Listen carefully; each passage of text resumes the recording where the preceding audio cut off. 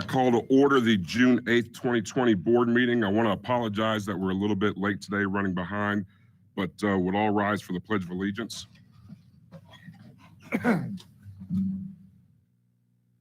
I pledge allegiance to the flag of the United States of America and to the republic for which it stands, one nation, under God, indivisible, with liberty and justice for all.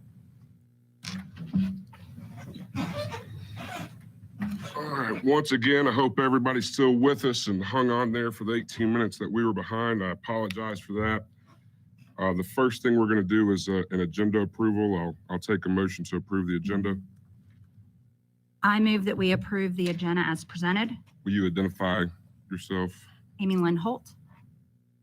Do I have a second? Second, Jay Egoff. All those in favor say aye. Aye.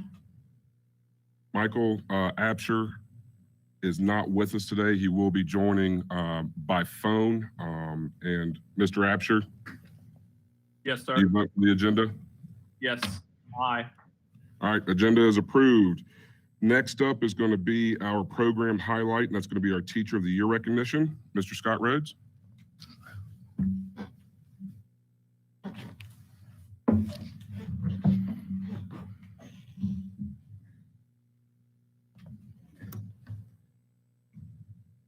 Thank you, Mr. Craven. It's my pleasure today to be able to talk to you about our Teacher of the Year and our Teacher of the Year process. As you know, this year has been very challenging in many different respects, and this is no different. Normally, our Teacher of the Year celebration takes place at the Hendersonville Country Club, and after our Teacher of the Year interview committee goes through the interview process and that selection is made, we're there to be able to celebrate our Henderson County Public School Teacher of the Year and also the Teachers of the Year from the individual schools. So this year, it was a little bit different, as you are well aware, but I just want to let you know a little bit about the process and to say thank you to a group of people who helped make this as special as a moment as possible for every one of our Teachers of the Year, as well as our district Teacher of the Year. First of all, I just want to say thank you to our interview committee. We set that committee up each year of our Principal of the Year and our Teacher of the Year. This year, that was Dr. John Shepard, Principal at North Henderson High School, and also Miss Megan Ford, our Teacher of the Year for Henderson County from Flat Rock Middle. We are also pleased to have Miss Amy Lynn Holt to serve on our interview committee, and then also our parent representative from Atkinson Elementary was Christy Bridges. These folks give up their time each year to be able to go through the interview process. This year we did that through our Google Meet. The one thing that we're very disappointed in this year is Ms. Kreisman, my administrative assistant. She always treats our interview committee very well and fixes desserts. And this year, unfortunately, as Ms. Holt made everyone else aware of and jealous, is that Ms. Kreisman wasn't available for that. So that's the only reason why I do it. Yeah, the pound cake's extraordinary. Yep. But I really wanted to say thank you to that interview committee and for their time in the selection and of our Teacher of the Year. Also, I just want to say a big thank you to Molly McGowan-Gorsuch. She is our public information officer. I know you recognize the value that she brings to our organization, but during this process with many other things that were going on, she did just a tremendous job in helping organize and getting the pictures of each one of our Teachers of the Year from the individual schools. And also this year, one of the ways that we tried to recognize those Teachers of the Year were through yard signs. And so her working through NC Printing and getting those available for the principals to take out to each one of the individual teachers, that was special. I also want to give a huge shout out to the Chamber of Commerce. The Chamber of Commerce each year goes above and beyond to get support from local businesses to support our Teachers of the Year. And so normally we would go to the Chamber and they have gifts for our Teachers of the Year. And those gifts come from the community, and recognizing that a lot of our businesses and the tough times they've had, they have continued even through a very challenging and difficult time since March. They still supported our teachers. And so I just want to say thank you not only to the Chamber, but for every one of those businesses who helped continue to support us through a challenging time. We want to say thank you to them. And also our sponsor, Advent Health, Graham Fields, and everything that they do for us. And also just our Ed Foundation and Ms. Summer Steip. the support that we have as for education, period, is outstanding here in Henderson County, but I really want to say thank you to them. And last but not least, to our Teacher of the Year, Ms. Fran Nelson, is just such an exemplary example of what we stand for here in Henderson County. She is a product of our school system. As a graduate of Edneyville High School, she has come back after finding a career in nursing and decided that that's not where she was fulfilled, that she wanted to come back and serve in the community in which she's grown up. And she's just a wonderful teacher who we are just so glad to be able to recognize her as our Teacher of the Year. And I think most of you were able to see the way we were able to do that. And I want to give a shout out to Dr. Shepard and his staff for help organizing a drive-through celebration. It was a little tight as we got into the neighborhood. We were all standing out trying to get into the neighborhood with masks on. We're having to let people know in the community it was all good. We were here for good reasons and not bad. But being able to celebrate Fran and our Teacher of the Year and all of our Teachers of the Year, it was good, even though it was under challenging circumstances. And then last but not least, for those of you who are watching virtually today, you know, we do have a video. We're not going to be showing that today, but we will have that online if you haven't had a chance to see that. We tried to make that as special as possible as well, with a message from Advent Health and also a message from our superintendent. And so just as a recognition, just say again, a congratulations to all 23 of our Teachers of the Year.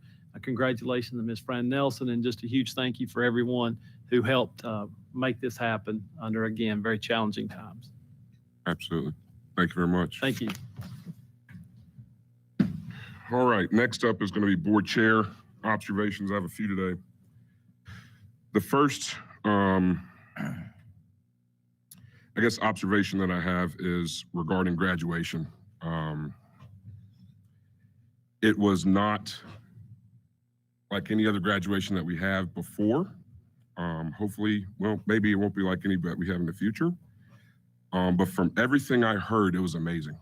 Got several emails, couple calls about how personal people felt. It was so intimate to have their families there with them to celebrate just their graduate, and how appreciative they were of our staff, especially all the school staff, the high school staff, to put that together, especially with a deluge of rain that poured down on us, I guess later in the afternoon, and had some circus tents put up to make sure that we could still have those graduates celebrated. And I truly appreciate this staff, but really that high school staff and those folks, those teachers and the alumni that lined the streets, and all the family members that got to see their kids graduate.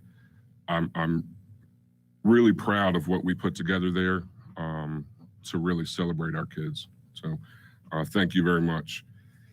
The next observation I have is a little bit more sombering, I guess, and it's in regards to George Floyd and his murder a couple of weeks ago, and the protests and things that we're seeing now. And I think as a public board and elected body, I think we have a responsibility to address those issues, recognize them, understand and listen where people are coming from. And I think I have a unique perspective on that, being that I'm biracial. My mother's white, my dad's black. I grew up in a predominantly black neighborhood. And I've seen racism on every front that you could possibly imagine. Some of my dearest friends are sheriff's officers, police officers. I know that not all officers are bad, and one or two can spoil a bunch, but this has brought about a lot of really strong emotions for me, for my family, and clearly for a lot of other people that have been impacted by this situation. I think as a board and as a school system, we have a responsibility to our kids to really help them through these situations, because these will be forefront when we come back to school, and they're going to always be forefront. They've always been forefront. We've swept a lot of the stuff under the rug, but I think a lot of emotions are boiling over right now. And I think our call to action is to make sure that the kids that we are really stepping up our efforts for bullying, and making sure that we are not taking anything from anybody that has anything to do with racism or making somebody feel down about anything, any bullying problem that we may have. And also, as a school system, I think it's our responsibility to really start to bring in employees that look like our population. I know it's not always easy being in Hendersonville to do that, but 23% of our kids are Hispanic. I believe 4% or so are African American, and I want to say 5% or so are consider themselves two or more races like my kids. And I think we have a responsibility to our kids to go out and not only find the best talent, but also find the talent that they can possibly relate to. We do not have anyone of color on our leadership team. We have one African American principal out of our 23 schools. And I think we need to make a real concerted effort as a board and as a leadership team to try to bring in folks, qualified folks that really look like our kids, so we can have some real positive momentum and to have some heroes for them to look up to. This issue is not going to go away overnight. It's going to always be prevalent. I think it's part of human nature, unfortunately. But I think that we can constantly do better. Mr. Caldwell says it all the time. He just said it a few minutes ago. We are always looking to do better tomorrow than we did today. And that's our job. And so I am going to be holding the leadership team accountable to making sure that we are closing those gaps for African-American kids that are put in ISS more frequently than those kids that are their Caucasian counterparts. I'm going to hold you accountable to make sure that those learning gaps are narrowed as much as possible from the haves and the have-nots, and also to close the gap on our hiring practices as far as race and that goes. And so those are my comments today, and I appreciate the time. So next up, we're going to have board member observations. Mr. Egolf, if you have any. I was just going to say that we as a board and administration, we recognize the challenge that what you just mentioned with Mr. Floyd and the relationships with Black and white racism, stereotypes. We recognize that as a board, and we also recognize the challenge that COVID-19 is going to give us in the fall.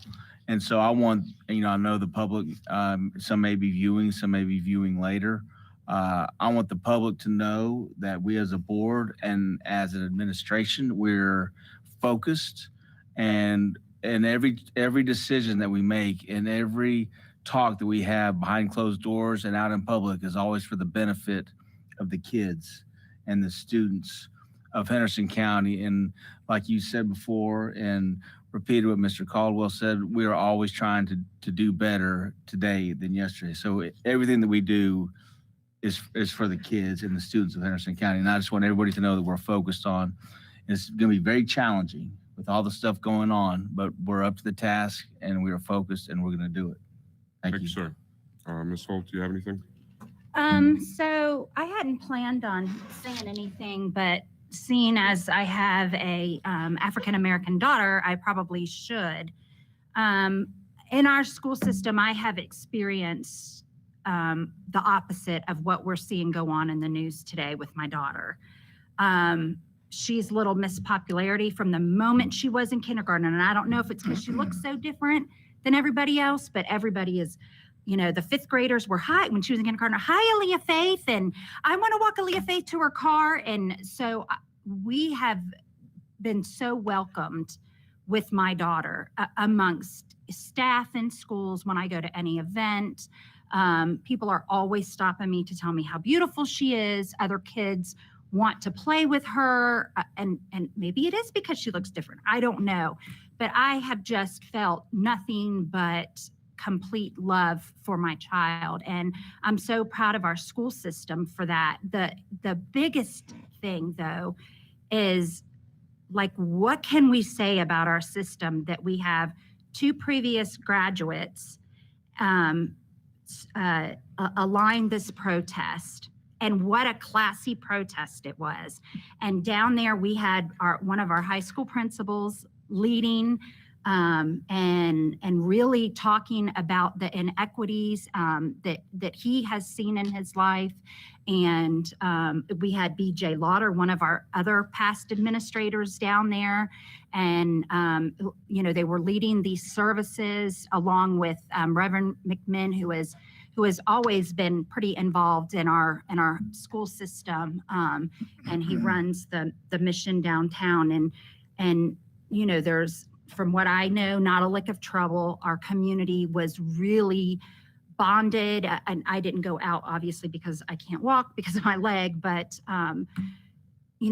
just everything that I saw and read just equaled love. And I think it really attributes to, it's Hendersonville, but it's also who was leading the charge. When you have men like Reverend McMinn and Coach Gash and Coach Lauder out there in front leading, and they're talking about positive change, it can't go to an ugly situation.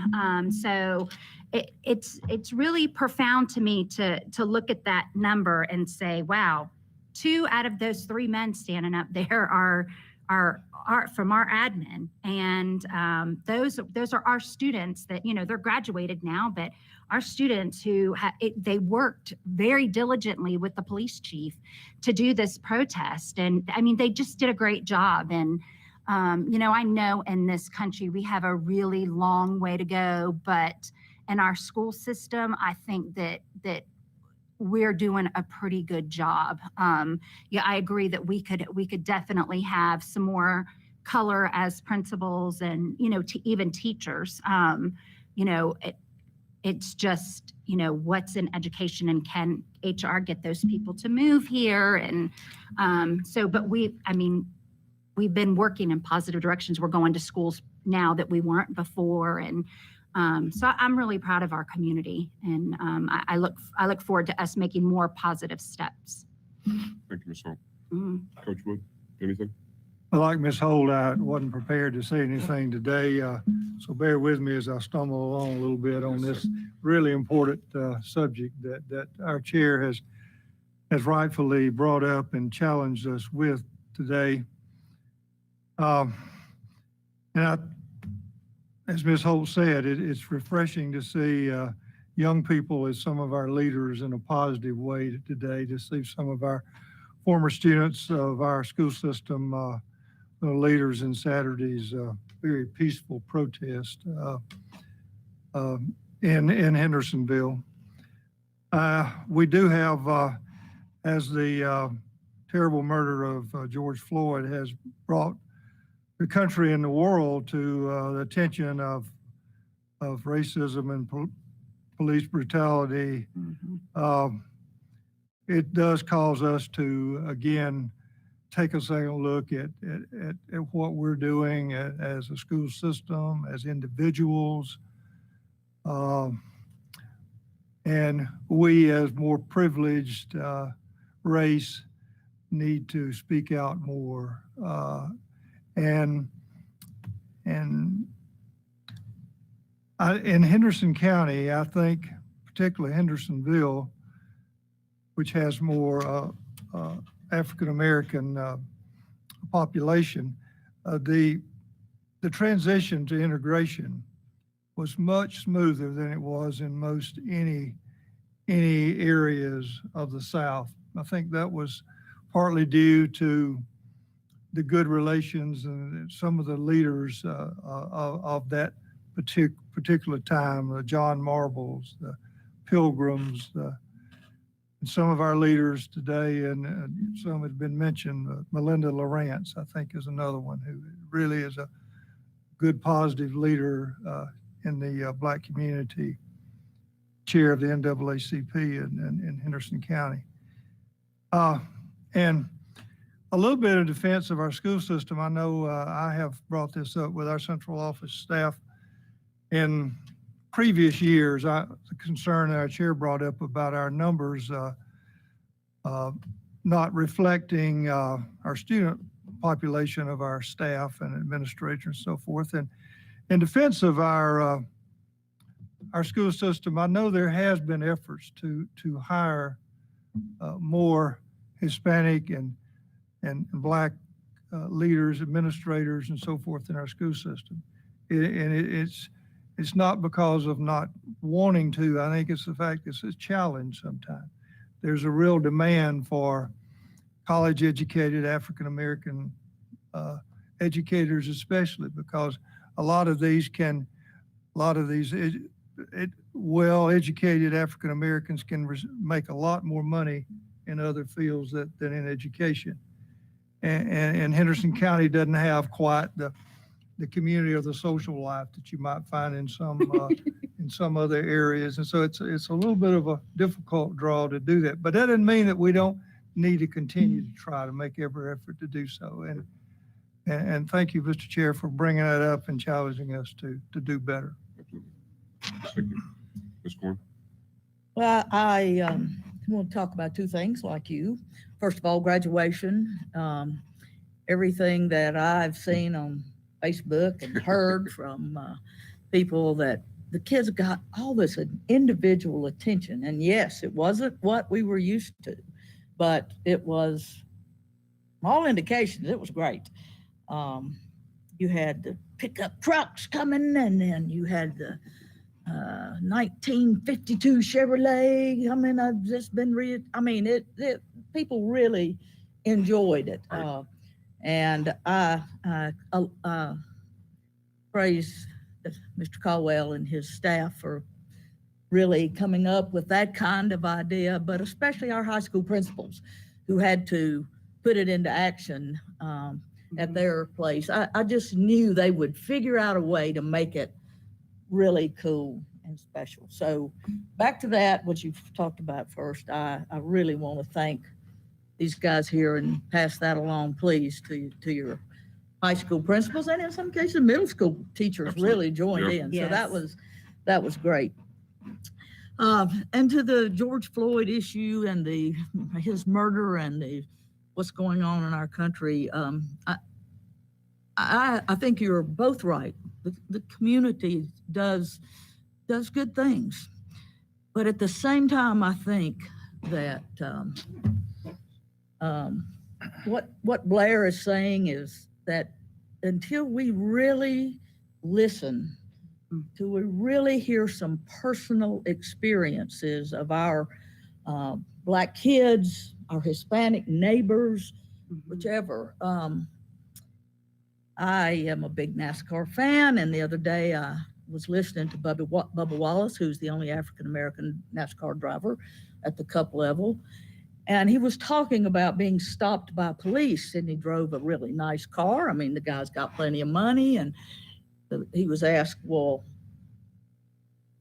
this is a nice car for you to be driving. How'd you get this car? Kind of attitude. And it made me understand that when I get stopped by the police, which is not all that rare, I fear for a ticket. Yeah. But he made me think that if you're a Black person, especially a Black male, and especially a young Black male, when you get stopped, you fear for your life. Least of your worries is the ticket. And I think that that's something that we don't see it. What you say about the community being good is true. And there's been a lot of positive actions, but I think there is that time we have to really listen to personal experiences. As principal of West, there was a time when Henderson County deputies came to arrest a 16-year-old Black student, not for anything he did at school. We had no problem with him at school, but it was for some warrant in Buncombe County. And he was 16, and at that time they could take him. They had an arrest warrant. They did. And they were going to take him to the Buncombe line and turn him over to the Buncombe deputies. And I tried as quick as I could to get a hold of that mother. She worked in a plant. They would not give her the message immediately. The time I got to talk to her, she was just when I told her what happened, she was so instantly distraught. Miss Gordon, you just don't understand. My son is a black 16-year-old. You just don't understand. I said, well, the deputies have him there. No, Miss Gordon, you just, that's what she was talking about. Mm. And I didn't understand Mhm. at that time. And I think growing up in a primarily white neighborhood, you don't understand that kind of thing. So I think in our professional development days, this is the kind of thing, stories, personal experiences, especially middle school and high school, but all of our teachers and administrators need to hear. How do we respond? How do we know what to listen for? Some years back, we had a real strong professional development about the difference in children from generational poverty. Listen, you know the name of that book? Ruby Payne book. Oh, yeah. Everybody had to read it, even board members. It had lots of interesting conversations that go on in a home of generational poverty that don't go on in a middle class family. And so I think a real concentration, we've got those a few days there in the beginning, even if we don't know what we're doing. And even if everybody needs a shirt that says, I don't know, this is something we do know that we need to do. So yes, it's bullying, and yes, it's not understanding the racial divide if you've never experienced it, and I put myself in that category. So I do think we can't wordsmith a statement here. I don't think that's really what we want to do, but I think staff might come out with a strong statement from the Board of Education, send it to us, and we can read it, that says, you know, we understand this can be a problem, and it is a problem. Somehow, I don't know, we can't wordsmith it here, but Mhm. I would, we don't need to vote on that, but that's kind of my throwing out Absolutely. recommendation. But we need to deal with this. Thank you, Ms. Corn. Will staff put together a statement for us that you can share with us after this meeting, please? It'd be our honor and pleasure. We'll work on it and we'll get you something through your email, and you can critique it, and then we'll certainly, after have everyone's thumbs up. Thank you. Ms. Case, do you have anything? I got something of graduation and then the other. I think it's awesome the way graduation turned out. I know we had a lot of people who didn't like change, but what I'm hearing from at least two of the high schools it was awesome. And the parents were appreciative. And I thought it was awesome that the rugby teachers lined up as they came through the rugby parking lot. Going back to also Edneyville and Edneyville Elementary and some other schools have done it for several years, but I know Edneyville did it this year. They make it special. And those kids before this year, the seniors have always had graduated or had been to Edneyville Elementary, go back to Edneyville, go back to, I think Sugarloaf did it. I'm not sure which others, but anyway, and I think that's just awesome that those teachers take that time. And the kids can't wait to go back and see. They've got pictures of them when they were there. The kids at the elementary school write them letters and stuff. And I just think that is so awesome that our elementary and our middle schools care about the kids, even if they're seniors.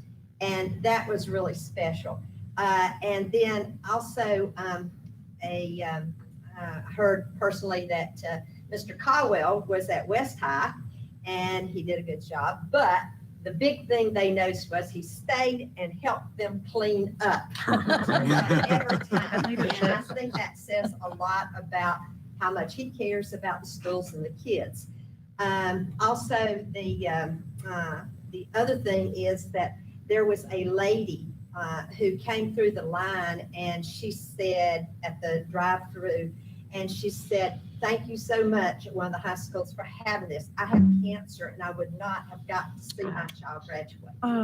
To me, that sums it up, that, wow, that it may be a change, and, maybe we need to think about things like that in the future. I'm not saying change everything, but maybe we can get a blended way of doing our graduations or something where we can touch all those lives.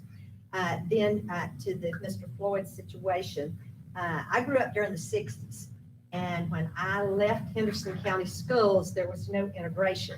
And when I came back to teach, I met my first little African-American boy, fell in love with my little boy. And it was a change for me because I had grown up during the 50s and 60s. You know, I think after the changes happened with that, we got sort of lackadaisical in the United States. And I think this with Mr. Floyd is bringing back that we can't be lackadaisical about people and about everybody's the same. And we just need to remember that. And we need to remember how special every child especially is in our school system. And I think our teachers do that so well. And, you know, I know there's some bullying, whatever, of kids. And that's just, you know, that's something we need to look at. But I think when I had to read, and I was teaching when I had to read this book Mary Louise was talking about, and man, it opened my eyes. And I think maybe we need to go back with that and bring that book back and have our teachers review it and read it again to see how different races, different economic standards live. And maybe we need to look at that again. Awesome. Thank you, Ms. Case. Mr. Absher, do you have anything to add? Yeah, can you hear me? Yep. Yes, All sir. right. A couple of things was graduation. I was able to have the honor of driving 2 students through 2 different schools. I think it went great. It was a true emotional moment to be able to drive through and get their diplomas. It was really awesome. On the George Floyd thing, I think that was a tragic thing, but I agree with the rest of y'all. It's never enough. But it was also an honor to see some of the seniors that graduated participate in that downtown event. I had the honor to drive a few. And I also want to brag out to our guidance counselors and our social workers during that time that I talked to a few of them, reached out to some students that they were concerned about emotionally about that. I think that really was nice. I had a school social worker call me for one of the ones that lives with me, that he was so destroyed about what happened. So it was really a nice honor to have the school system staff check up on kids during that situation as well. Awesome. Thank you, Mr. Absher. Next up, we're going to do public comments, and today we do not have any public comments, so we will move on. So next is going to be the consent agenda. Mr. Absher, being that you were not available for closed session today, we would need you to recuse yourself from this consent agenda. You can get with Mr. Caldwell later about what was what happened during that closed session. But I will accept a motion to approve the consent agenda. I move we approve the consent agenda as presented. Amy Lynn Holt. Do I have a second? Ms. Corn, second. All those in favor say aye. Aye. And he's Anyone okay. opposed? All right, consent passes. We're going to move on to old business. First up is going to be approval for second reading policy 2302, remote participation in board meetings. Dr. John Bryant, welcome. We just can't get away from this. Thank you, Mr. Chairman and members of the board. As you've noted here, we bring to you the first policy for your consideration. And I note this policy with a little bit of added attention because the additional policies that I shared with you after last meeting they come to you at no change.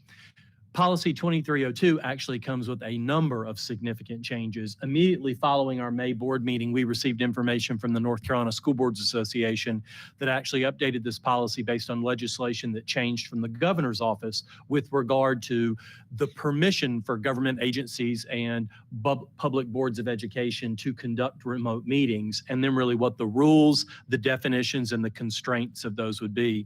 You'll notice in the bullets there, if you'll stay on the cover page, Mr. McMurray, Secretary, thank you, sir, just for a second.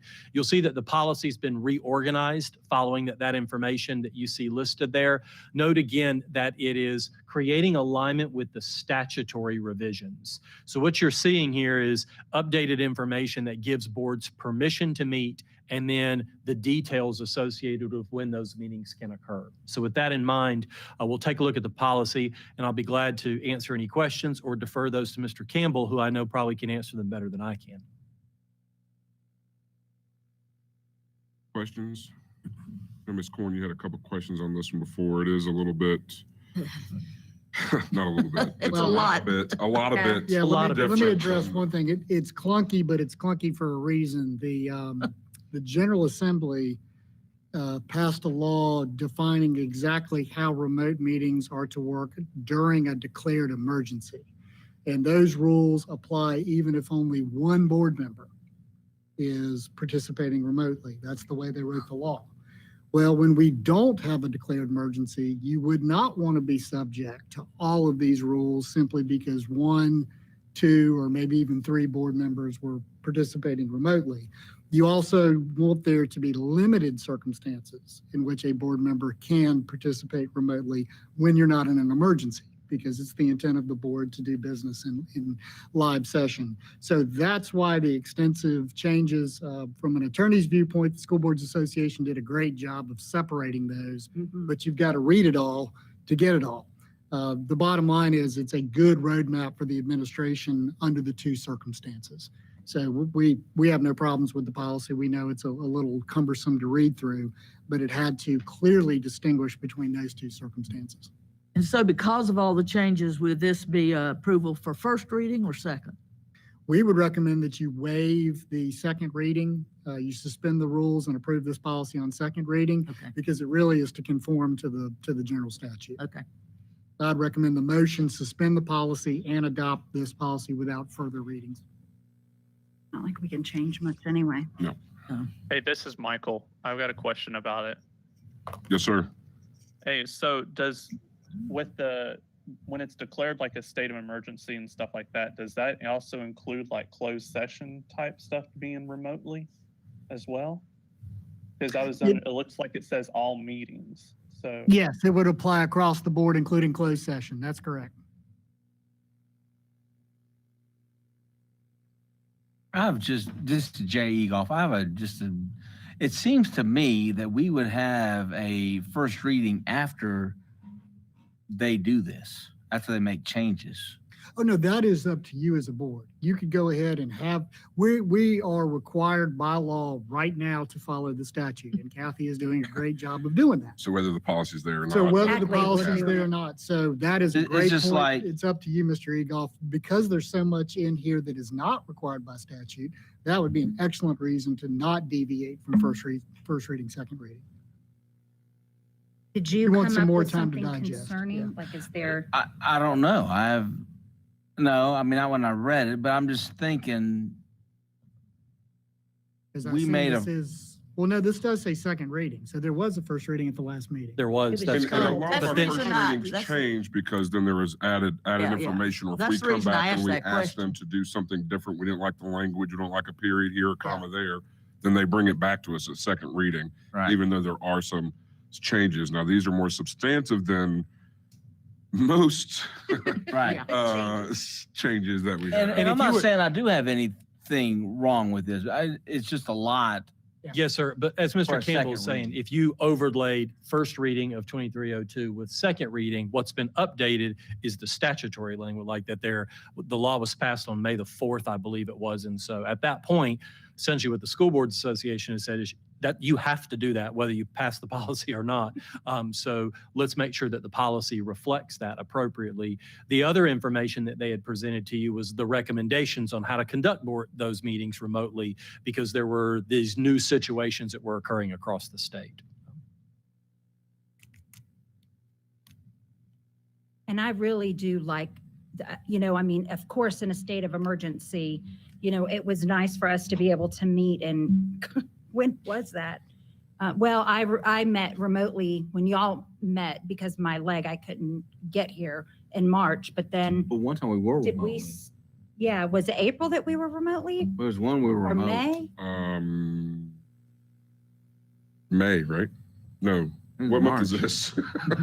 This is is June. We were It was together in April. May. It was It was- the Yeah, April we did meeting. something It in was the April. April meeting. And it was, it was nice that we still got to discuss stuff and do stuff. And I Yeah. can remember back, I don't know, maybe 5 years ago when Brooklyn was in the hospital, I had to leave her Yeah. there and come to a meeting. So that's a great option if we're going to be out of town or if, there's an emergency like family members in the hospital or that we can still get the material and do what we need to do. I think the biggest thing here is that, if they declare emergency, yes, we can have remote meetings, but otherwise, we need to meet in person, even though there may be a member or two who cannot do that. And I think that's what's spelled out here, so I have no real problem with it.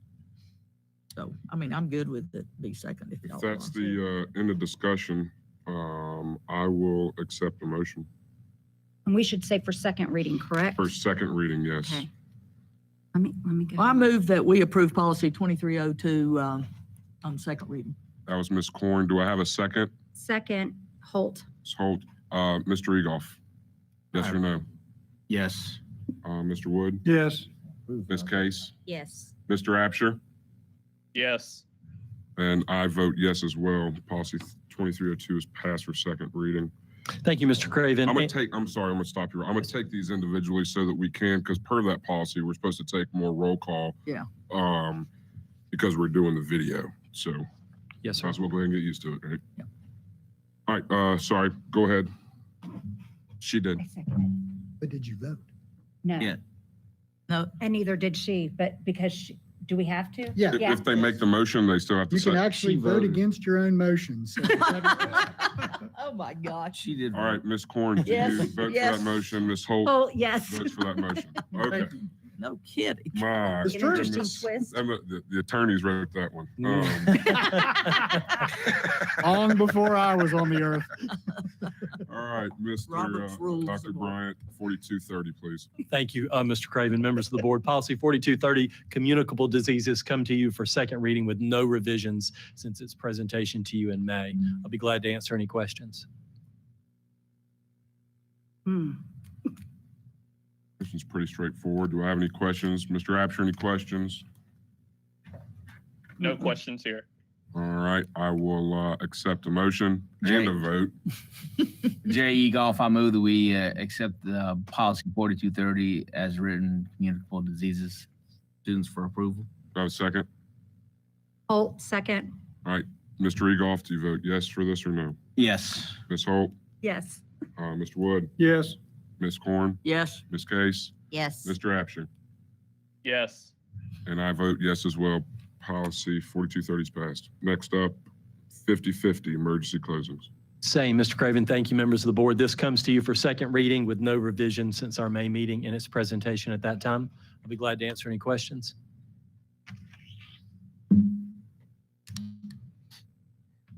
No questions? Then I'll accept the motion. Holt, I move that the Henderson County Board of Public Education approve policy 5050, emergency closings for approval. Do I have a second? Wood, second. All right, Mr. Egoff, yes or no? Yes. Ms. Holt, Yes. Mr. Wood, Yes. Ms. Corn, Yes. Ms. Case, Yes. Mr. Absher. Yes. And I vote yes as well, passed. Next up, 7560. Yes, sir. 7560, permitted salary deductions for absences and the discipline of certain exempt employees. This again comes to you with no noted revisions since its presentation in May. Be glad to answer any questions. Any questions? All right, I'll accept a motion for 7560, permitted salary deductions for absences and discipline of certain exempt employees. Wood, I move that the Henderson County Board of Public Education approve policy 7560, permitted salary deductions for absences and discipline of certain exempt employees for approval. Do I have a second? A second. All right, Mr. Egoff, yes or no? Yes. Ms. Holt, Yes. Mr. Wood, Yes. Ms. Corn, Yes. Ms. Case, Yes. Mr. Absher, Yes. And I'm a yes as well. Passes. There's always a pause. Next up, I'm glad we don't have 100 of these today. Yes, sir. Really. Policy 7620, payroll deductions. Thank you, Mr. Craven. 7620, again, payroll deductions comes to you for second reading and approval from our May board meeting with no noted revisions. I'll be glad to answer any questions. There are no questions. I'll accept a motion. I move we approve policy 7620. Second reading. Do I have a second? Jay Egoff, second. All right, Mr. Egoff, yes or no? Yes. Ms. Holt? Yes. Mr. Wood? Yes. Ms. Corn? Yes. Ms. Case? Yes. Mr. Absher? Yes. I vote yes as well. Passes. Let's move on to new business. Dr. Jan Crean. Now, Thank you you, hold sir. on. We'll see you in just a second. Yes, sir.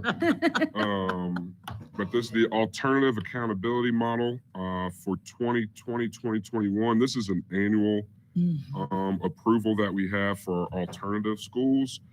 And Dr. King will take it away. Good afternoon, board. Each time, about this time every year, I come talk to you about the alternative school accountability model. As you know, for 22 of our schools, there's no choice about the accountability model. It's given to us by the state. However, the state does recognize that alternative schools usually serve a little bit different population that may not be served well by the traditional accountability model. And the accountability model options, there are 3 of them. One is to participate in the same model as everybody else. There's an option to make up your own model. And there's a third that has to then be approved by the state. And the option that we are recommending again this year is the option that does reward students staying in school. So it rewards enrollment and it rewards growth over passing a test. The students need to continue to show growth. It also looks at 3 years of data instead of 1 year of data. And I've talked to leadership at the Career Academy about this. They support the recommendation to continue with option B. Be happy to answer any questions. And by the way, it is in keeping with the option the board has chosen for as many years as I can remember. Not really questions, but comments. I think growth is, as we all agree, is the most important parameter for how a student is doing, as opposed to, an EOG at the end of the year. But I'm happy with it. It seems to be working, and just keep moving. Does anybody have any questions or comments about this? Jan, is this our alternative school and career academy both, or just one or the other? Just the Career Academy, which is our alternative school. The annex Okay. is part of the Career Academy. That's So part all of the career. students Okay. enrolled there. Yes. Yes, ma'am. And they're lumped together when the scores come out? Yes, ma'am. But not early college, just the Career Academy and the annex. Correct. Not early college. They have a different school ID number. Yes, ma'am.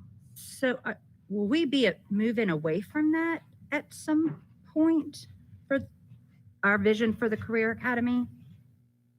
Or do we, you know what I'm saying? Or do we all, I guess that's going to always house the annex. So We've looked at different visions for the Career Academy in terms of, we love the idea that it's right there on Blue Ridge Community College campus, and what are the ways that we can continue to partner with the college to offer certifications. But for the present time being, this is the model that we would propose for the Career Academy. We had that committee that was studying different ways, and I'm sure that COVID-19 stopped that, but did they come to any different choices of how to run that? We were still a study committee, and so no conclusions or recommendations were finished. And then, of course, as you said, COVID-19 hit, and we haven't met again. We were even visiting some other alternative schools in the state and alternative settings to learn best practices, but that's a little stalled now. Any other questions or comments for Dr. King? All right, I will accept a motion. We have to approve this, right? Yeah. Yes, sir. Holt, I move that the Henderson County Board of Public Education approve option B, the alternative schools progress model, as the accountability model for the Career Academy for the 2020-2021 school year. Do I have a second? Second, Ms. Corn. All right, Mr. Egoff, yes or no on this? Yes. Ms. Holt, Yes. Mr. Wood, Yes. Ms. Corn, Yes. Ms. Case, Yes. Mr. Absher, Yes. and I vote yes as well. Thank you Thank very you, sir. much. All right, come right back down, Dr. John Bryant. This is one, listen, this is it. It is what it is right now, but this could certainly change at any point in the future. This is going to be our revised 2020-2021 school calendar. Take it away. Thank you. And before Dr. Bryant gets started, just to remind you as a board, we brought this calendar to you that went through a calendar committee that was made up of board members and principals and different staff. And you already approved the calendar for next year. And then if you got to remember, the General Assembly just recently passed legislation that changed some dates and some different types of days that we must put into our calendar. So that's why this calendar is brought back. The changes that we must make in our calendar to meet basically the law that's passed by the General Assembly. So Dr. Bryant, which basically has been working with the calendar committee along with myself and board members here, he will present to you what the recommendation from the calendar committee. Yes, sir. Thank you, Mr. Caldwell. And just as Mr. Caldwell shared with each of you, at his direction, we brought the calendar committee together on May the 28th for a presentation, discussion, and an opportunity to ask questions and provide suggestions as it relates to this draft calendar. And just as Mr. Caldwell said, you'll now see there's some additional information as it relates to school calendar law there on the cover memo. Senate Bill 704 now directs school calendar law in some unique and different ways. The most public of those ways that everybody became familiar with was the start date of August the 17th. It said all schools in North Carolina had to start on the 17th. And so as we take a look at this calendar, I'm going to share with you some of the legislative elements of that. Be glad to answer any questions that you might have, and then share with you why this would then be the proposed calendar for 2020-2021. So again, you'll notice the first student day is listed on August the 17th. You'll see that those days are subdivided in half with a little plus signal and an orange triangle. And the reason for that is the statute in Senate Bill 704 also directs schools to have 5 additional student days, and they have to be additional in-person student days, not remote instruction or remote learning days. And so our previous draft that you all had approved has students starting on August the 24th. So those 5 days are now representative of that initial week. You can see that we've moved up our calendar of work days to the week prior. So now they would start August the 10th with an optional teacher work day on the 7th. When you start to look at the first semester of this calendar, I'm going to ask Mr. McMurray to sort of scroll down. We'll look at September, October, and November together for just one moment. You'll see that this looks a little different than the initial draft calendar. The initial draft calendar recognized Labor Day on the 7th, the Labor Day on September the 7th, and then the quarter ending in October. But that purple day that you now see on October the 19th would have otherwise been a work day in our calendar. The legislation in 704 requires 5 designated remote learning days. Those are the purple RDL days that you see on your calendar. They have to exist on the calendar. School systems are given the authority to utilize those days as teacher work days of some capacity, but they are remote learning days for students. And the proposal that the calendar committee came to consensus agreement around that would be that those 5 days would be days in which students, in fact, would be learning remotely. They would not be in school in a face-to-face environment. And part of the reason that we did that, if you look at November, is November the 3rd. This board had prioritized Election Day as being a day that students are not in school. And if we eliminate the work days from the middle of the calendar in order to allow us to, you'll see in December in just a moment, finish the first semester for our 4x4 schools prior to the Christmas break, all those instructional days have to be in the first part of the calendar. And so November the 3rd, while an election day and a presidential election day, by designated as a remote learning day, students will not be in school that day. So we'll be able to make sure that our schools can be used as polling sites and students would not be in a face-to-face environment during that period of time. But it is a student day. Yes, ma'am, and it counts toward instruction. So we will be delivering instruction.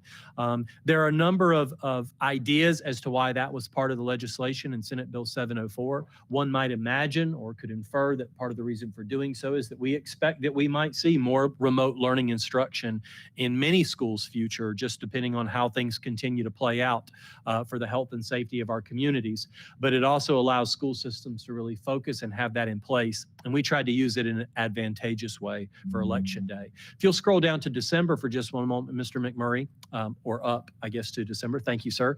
You'll see, again, day 87, which is Student Day 87 on December the 22nd. Previous version of this calendar actually ended on December the 18th.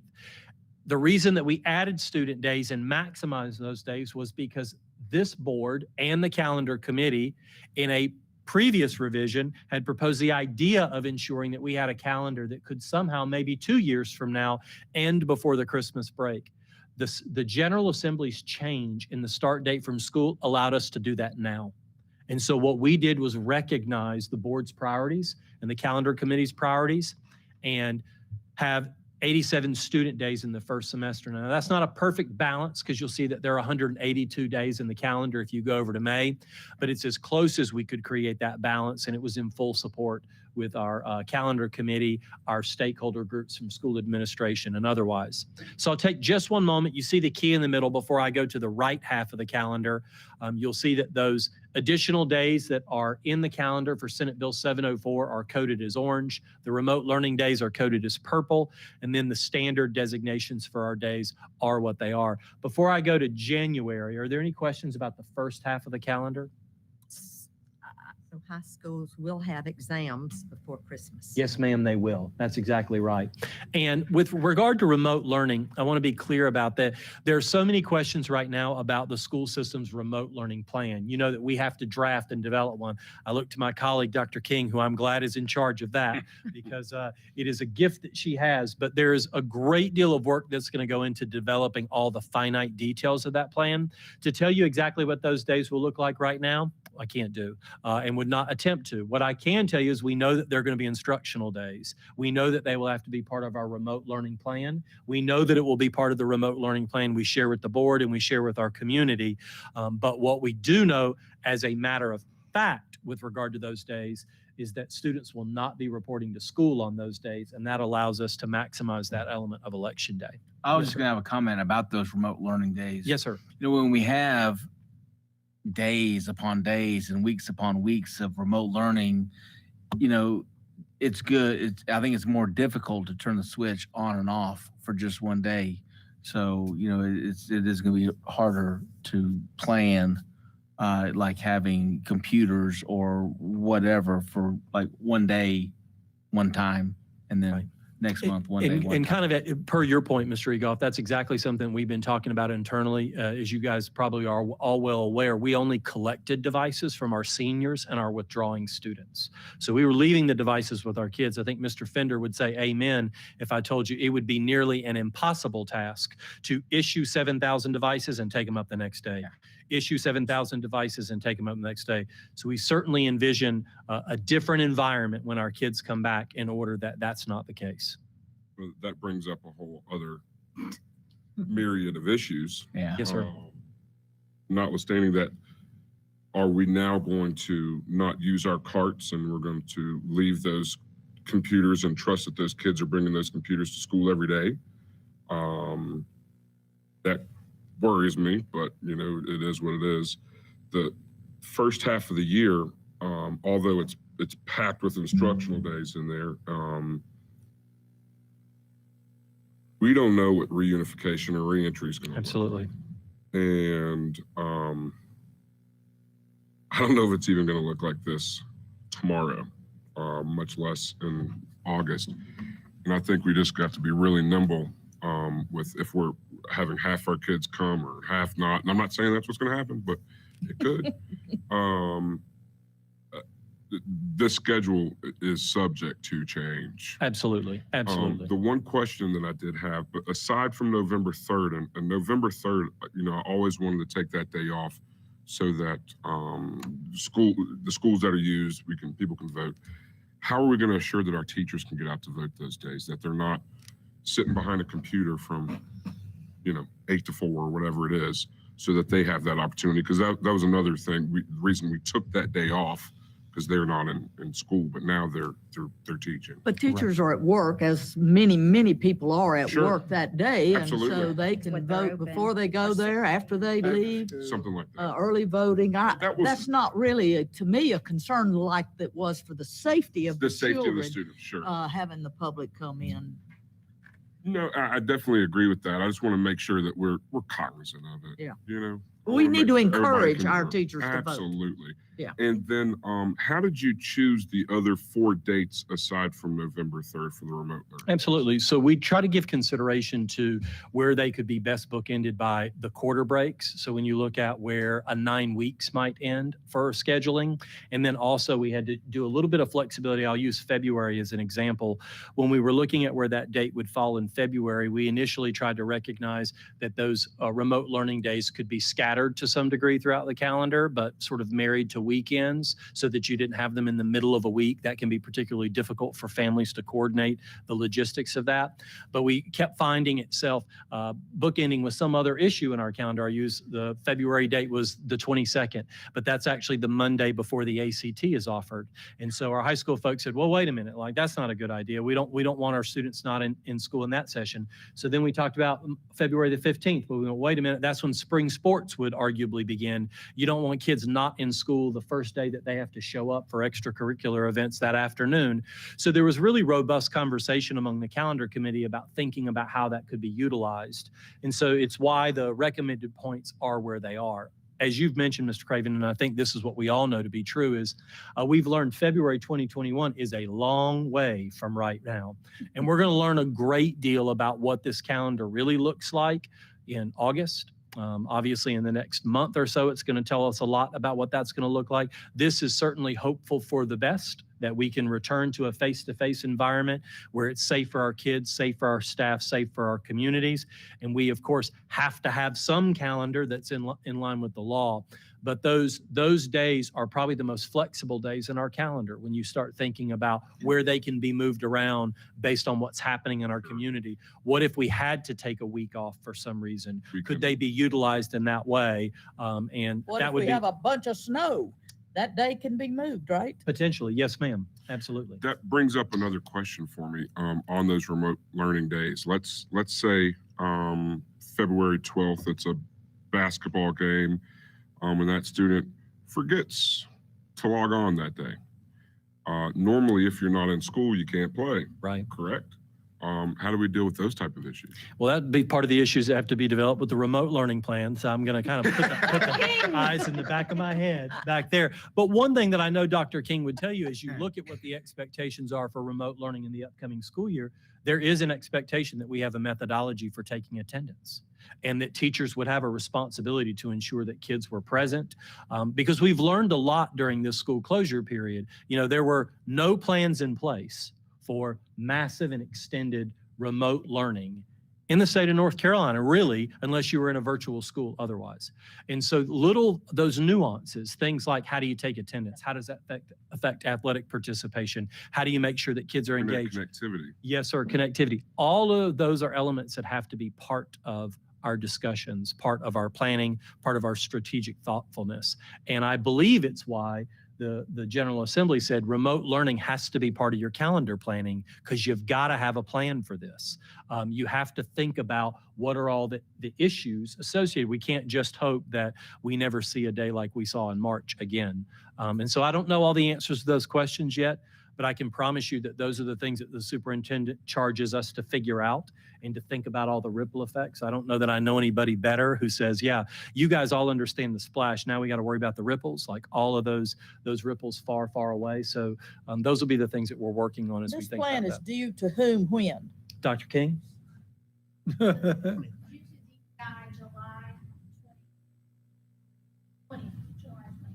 She said, Due to DPI July 20th, and we will have seen it before it goes to DPI. So, and I think that, you know, it's easy for us to say like, you know, why are we having to put these in? What's the big deal? Because literally our school system in like 48 hours turned around to, That didn't nobody happen has a everywhere. computer, but all of our kids are getting that, or they're getting their written material. I mean, they did an amazing They job. did. but you look at, I mean, some school districts were closed for like, what, a month, 2 months? Yeah. Yeah. Yeah, the whole time, I mean, we're kind of going like, well, can't we be exempt from this? We know what we're doing. But, there's a lot of school systems that just had a non-planned plan and didn't have people smart enough to figure it out like we did. If there's an exemption somewhere, we'll find it. Yeah.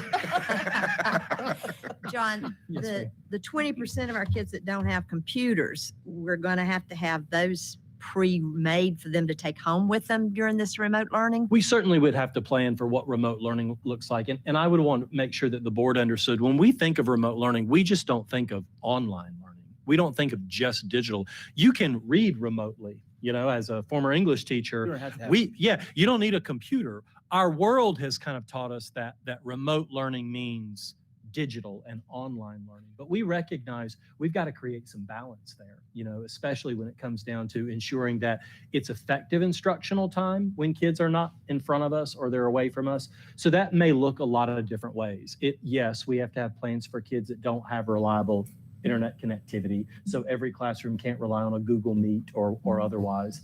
And yes, just like we did this time, if 20% of your population needs paper and pencil materials for them to do it, we have to have plans in place for that.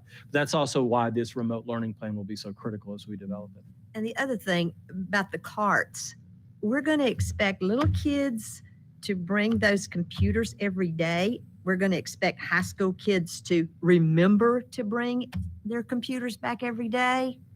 Is that Perhaps. what Let we're them saying? drive. Yeah. We let them drive. Surely to goodness we can They don't, expect them yeah, to but bring a they forgot computer. their textbook. They forget this, they Well, forget they that. do. That's So, true. Yeah. What I know Forget is that phone. They Ever. won't forget it. we intend to maximize the opportunity and the responsibility for all of our kids. And I do say that very candidly. It doesn't mean it's going to be easy, and it doesn't mean that it's going to work really, really well for every kid. We all know, those of us taught, yes, it's frustrating when 3 kids in your class don't even bring the textbook that's necessary, right? And it's just in the hallway. I don't mean that it's at their home or anything like that. It's just in their locker somewhere. And yet at the same time, we recognize that in the world they live in right now, we have to have a plan to make sure that we can deliver instruction to the best of our ability. And to try to issue and reissue devices would not match this idea. And we're going to have to kind of work out all the logistics of what that's going to look like. and if they have to bring it back and forth every day, Mr. Fender must be cringing. I think Mr. at- Fender would quit, to be honest with you, if that were the case. No, Because of the wear and tear on the Sure. computers. sure. I think in all seriousness, what he's demonstrated, his technology team has demonstrated, is that nimbleness that you just mentioned. Is we've got to think differently than we've ever thought before. If anything we've learned during this period of time is we're not married to the way we did it the day we closed, because we couldn't be. If we said we're only going to do it the way we've always done it, we'd still be trying to figure it out. And our technology team and our instructional services team have done extraordinary work. They cannot be praised enough for what took place during the school closure period. But what we know is that doesn't stop, because it's June. We have to continue to be evolving as we think about what August is going to look like and what January 2021 is going to look like and what January 2030 is going to look like. We have to get ready for all those things. Will you lead us through the second half of the year? Yes, sir, I will. I Thank have you one very more much. question about the first half. Those days, the 10th through the 14th of August, Uh-huh. so General Assembly is mandating that we are here 5 more days. Did they put inside of every teacher's salary, bus driver salary, extra pay for those days? No, ma'am. What was determined was that 10-month teachers essentially are employed for 215 days. So this calendar still, from start to finish, when you count all the days up, is still 215. So there are just fewer of the other days. So fewer the work days that you might see in otherwise. Okay. So the total bookend's still 215. We didn't get to change that. We just changed what color they were. Okay. But they feel that the money that's allocated for transportation, child nutrition, for everything else, I guess should be the 5 remote learning days will be replaced by those 5 new days that we had to add, because they're not running the buses on March 15th. right? Does that make sense what I just said? Right, right. For our calendar, that's correct. Yes, sir. So that you essentially are trading that for the same thing. Now, remember, the legislation says you have to be in school for 1,025 or 185 days minimum. You could be in more than that. Right. It's school system's responsibility based on the allocations that you receive to make sure that the money does the job it's supposed to do. Whether we go to school 177 days, because that's how many it takes for us to meet the minimum number of hours at our schools, or you go to school 185 days. So when you look at January for just a second, you'll notice that because we go a little later, and again, I want to acknowledge, we recognize we're proposing going to December 22nd. That's one day before Christmas Eve, which will be a little bit different, but you get a little bit of that time back on the back end. So we have a school closure period until January the 5th approximately, and then we'd come back for a work day and a half day of professional development, because one of the things that Dr. King and her team gave up in October was professional learning, and that ongoing learning is going to be critical, especially as we flip the new year over. So that half day will likely involve professional development in the morning or in the afternoon, depending on the school decisions. We continue to preserve the optional teacher workday on MLK Day at the 18th. You'll see that the calendar, again, we've noted, we've tried to make that remote learning day tied to an early dismissal day on the 11th and the 12th. In March, it's the end of the quarter on the 12th and then the 13th or the 15th. April stays bookended with Easter. Now, I do want to note for the group as a whole, there was quite a bit of discussion among the calendar committee, because you remember the calendars 2 years from now, the proposal was to designate that week as, let's say, the third week in March from now on, so that it's always the same week. It was a consensus of the calendar committee that, one, this calendar is currently aligned with Blue Ridge Community College, which is great. It would require a change on their part if we moved it, and we don't like to, we want to stay in concert with them as a partner. And that families may have already made plans according to this particular calendar, and if this was maybe too short a notice to move that particular date. So we leave spring break in that essentially second week in April, just as it's designated, but we do get to move up the end of the school year, just like the proposed calendar for 2021-2022, where rather than going to school as a student day in June, we'd be wrapping up the Friday before Memorial Day weekend. And so that is the proposal that came from the calendar committee with its full endorsement. I know that Mrs. Korn and Mrs. Holt were part of those conversations. If there's anything that they would like to add to that, the final statement that I'll make about it is, you'll notice on the cover sheet that we're bringing this to you as a recommendation to be the calendar that applies to all schools in Henderson County next year. That's traditional, that's flex, and the early college, because this is ultimately what the early college was shooting for as well. Blue Ridge Community College doesn't have a start date until August the 17th or 19th. So by starting on the 17th, even our early college students can adhere to this calendar. So we'll not have a single student who's operating on a second calendar. Every day, all those announcements that I get to make will now not have to be for separate schools. They will only be for one school at the same time. Be glad to answer any questions, or Ms. Korn, Ms. Holt, if you have anything to I add. don't have any questions, but I just want to be sure everybody takes note of those little bitty blue stars Yes, ma'am. there. You know, as Mr. Caldwell said, Mother Nature has never been defeated. So don't get too hung up on, hey, we're going to be finished before Memorial Day. Absolutely. I hope so, but Right. And I like to credit Stephanie Alfrey out of my office. It was her idea to remind the public. So that's officially in the record, Ms. Johnson, to remind the public that school can still go to the 11th, which is why those little icicle days are there. you know, God, Mr. Absher had something, I'm I sorry. think. Yeah, sorry. That was a question I had about the snow days thing too. So hypothetically, we have more snow days than 5 with the remote learning. Could we go ahead and additional remote learning days for those snow days? And then we wouldn't have to extend the calendar? We could. Oh, just switch them out? No, just like not, so if we use all 5 remote learning days already programmed. There So will past be, those 5 days, we just do remote learning like Transylvania. yes, there is flexibility in this legislation if you had a snow day to declare it a remote learning day in lieu of some other remote learning 3 day, of them now. so that you didn't have to extend the calendar. Yes. Like, can we add more than 5? That is something that we'll need to discuss because there is a precedent for that in Transylvania County, but Henderson County's never done that. Right. But we can discuss that. And we'll have to get a clarification because, Mr. Absher, at one time I was told in some FAQ that we were only allocated 5. The systems that received more than 5 were those systems that received a waiver because there's no waivers this year for those school systems starting early.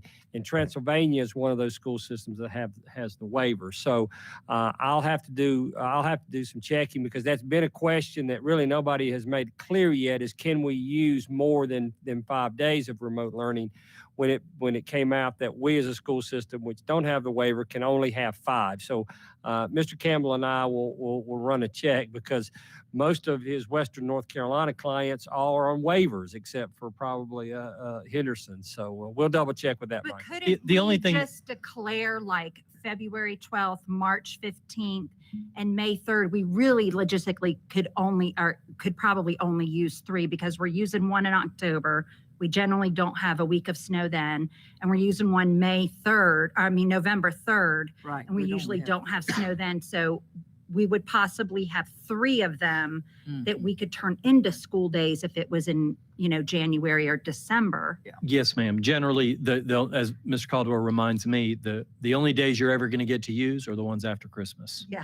If you put them work days, those work days at the beginning of the calendar are going to be lost to you.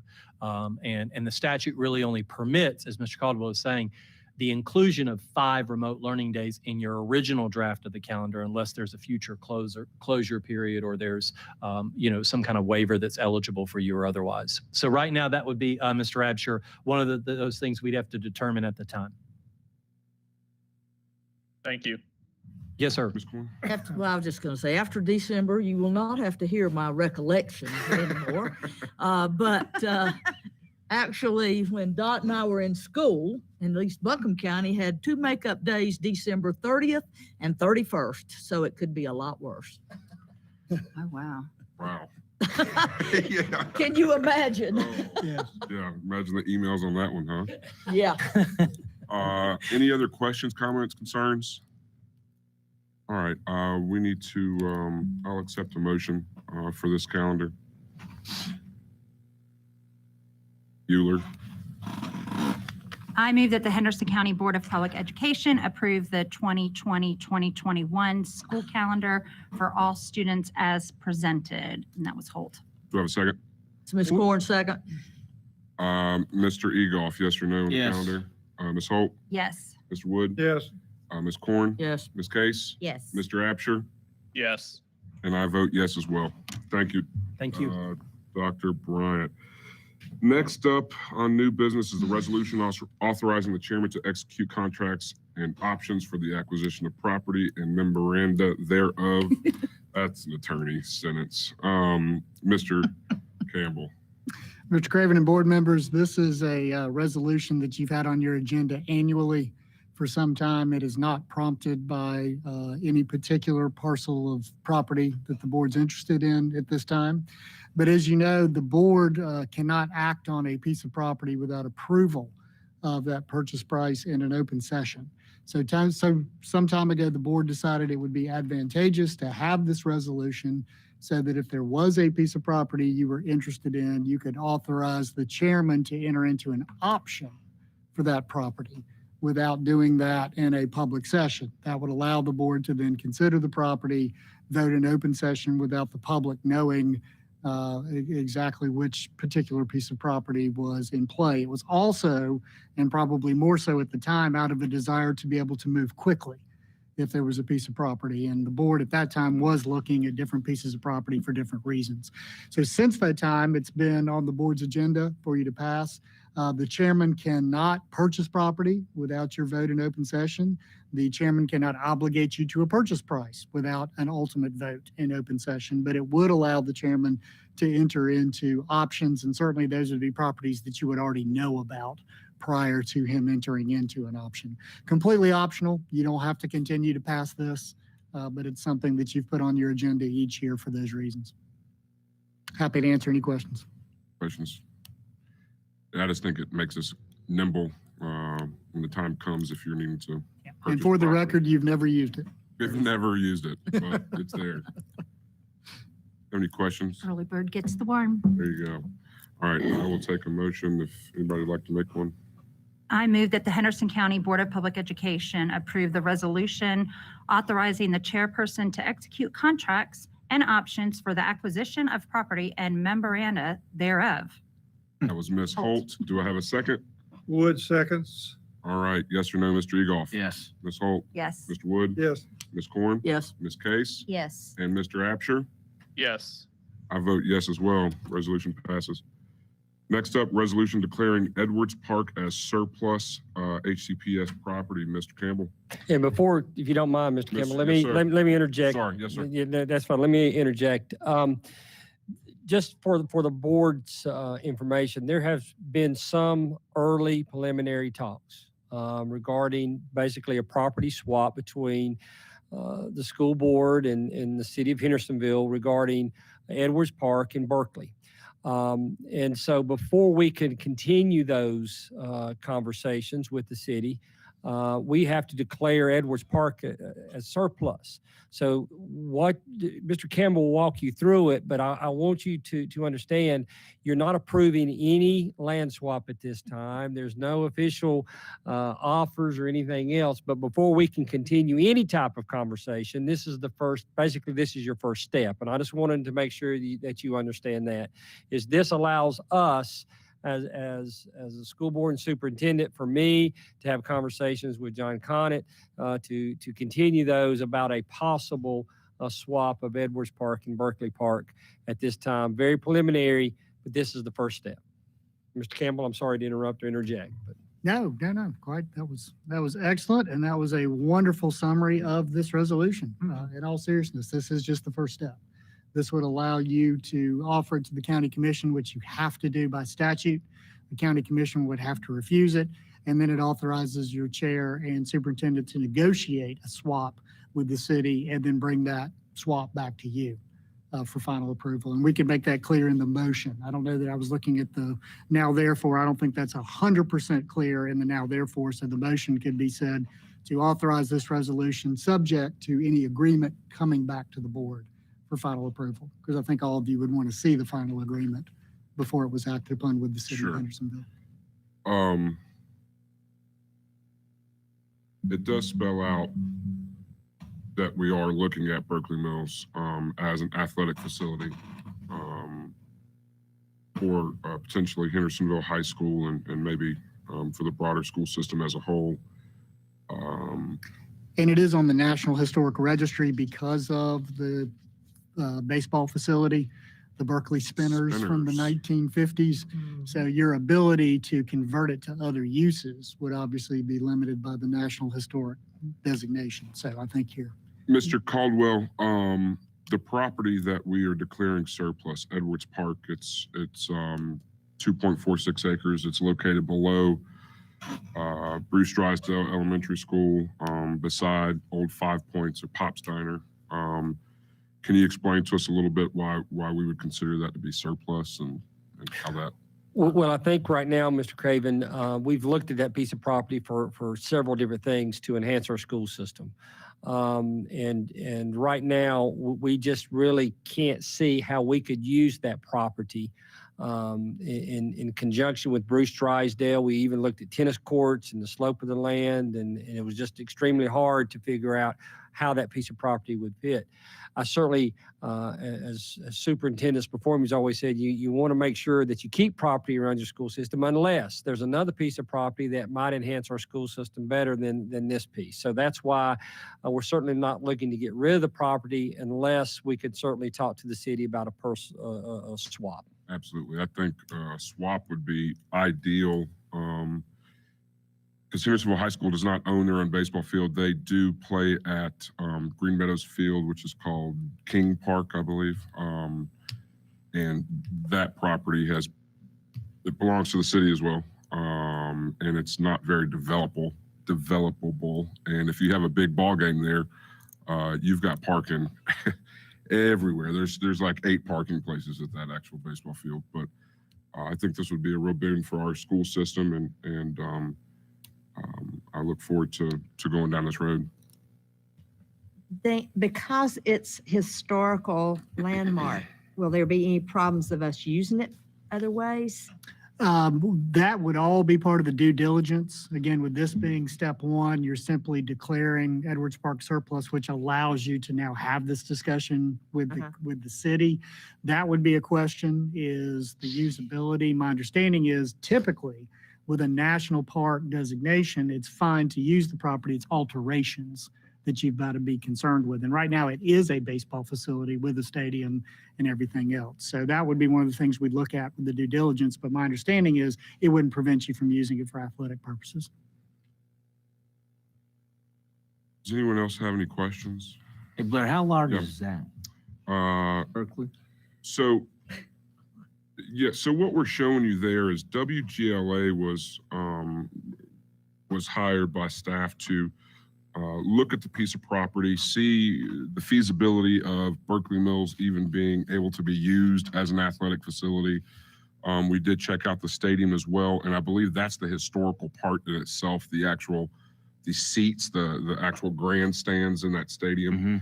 And so what you're seeing here is just a topo map of potentially Sure. what could go there Sure. if and when we ever did swap for that property. And so what you're seeing down the bottom, the right-hand part of that page is actually Berkeley Mills. And then the top part of the page is a softball facility and a tennis facility, two facilities that Hendersonville High School does not have currently as well, along with a new entrance and some parking. This is just a very general schematic of what could be, maybe one day. Yeah.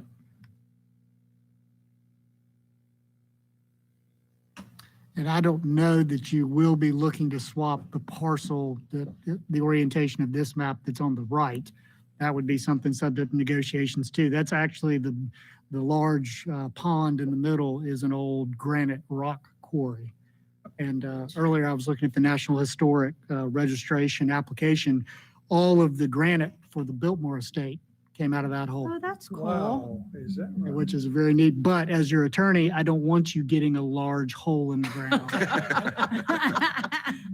I'll be advising the superintendent on maybe not, we don't want the right hand. Yeah, we'd be interested in the part that we could possibly develop one day that could be usable for athletic facilities. Because, of course, we know that Harrisville High School is constrained by, on all sides, and don't have a baseball field of their own. They don't have tennis courts of their own. They don't have softball fields of their own, which all of our other schools do, aside from East Henderson High School. They have baseball and softball, but they do not have tennis courts. But this will kind of hopefully be able to put Hendersonville High School on par, at least, as far as athletic facilities go.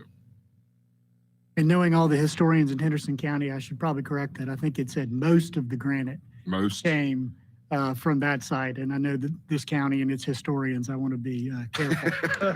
There was a quarry on the Biltmore estate at the. Yeah, it was. at the- But the application does say a lot of it came from that hole right there. That's neat. Can There's more. you, I know you wanted us to add a couple of things to that motion. Can you say that again, how you would like that? Yes, so the recommended motion from the board would be to approve the resolution authorizing Edwards Park to be declared surplus, subject to any agreement, any swap agreement with the city coming back to the board for final approval.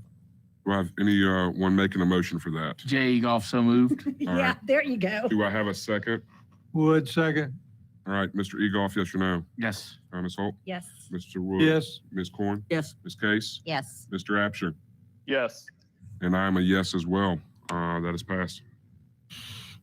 All right, looks like, where are we at?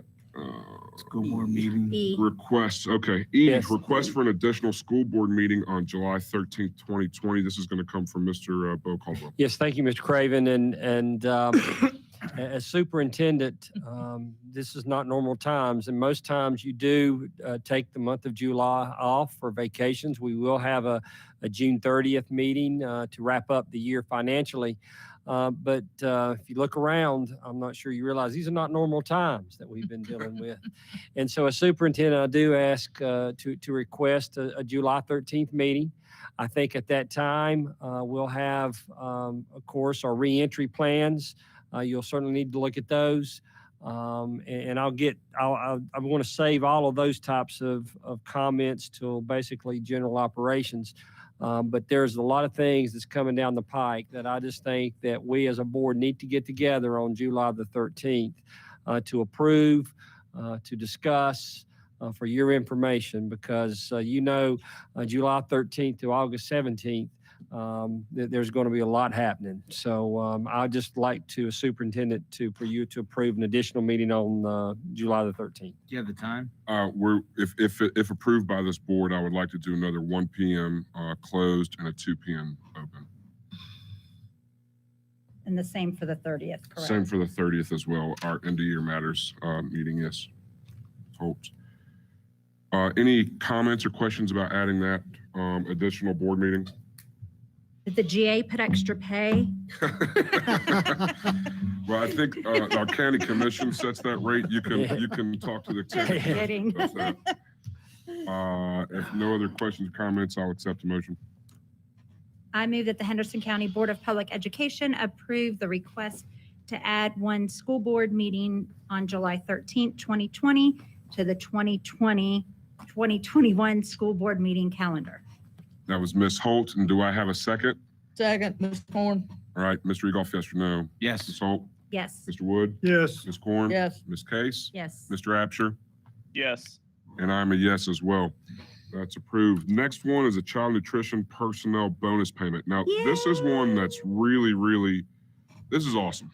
I think this is well deserved. I'll let you get into it. Okay, and I'm going to ask Dr. Bryant if he doesn't mind to come down, because we've been kind of working on this together, and maybe Mr. Socia may have some questions from the finance part. But I would like to bring Dr. Bryant down, because this is one that he keeps bringing to the table, because he cares so much about the staff, and these have been our frontline people. And so I'm going to turn it over to Dr. Bryant.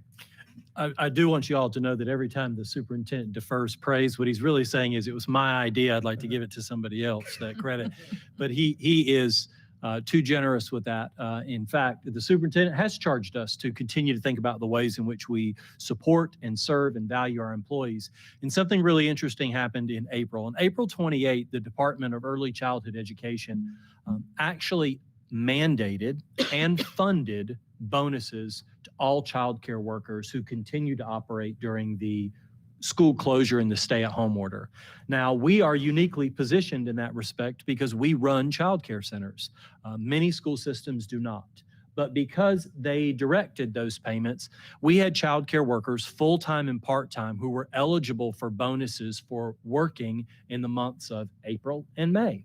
And those bonuses were significant. They paid those individuals who were in a full-time status during that period of time $950 for working in a full-time status, or $475 for working in a part-time status. And that was in addition to any pay that they had received. And so that was a wonderful thing that happened from the state. But like most wonderful things, it was directed and funded.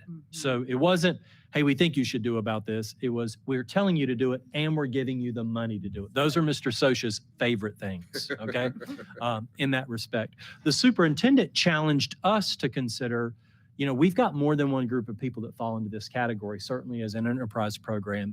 And our child nutrition personnel were truly on the front line. When we talk about the tip of the spear during this period of time, when schools were closed, the superintendent directed us to do 3 things. Number 1, feed our kids.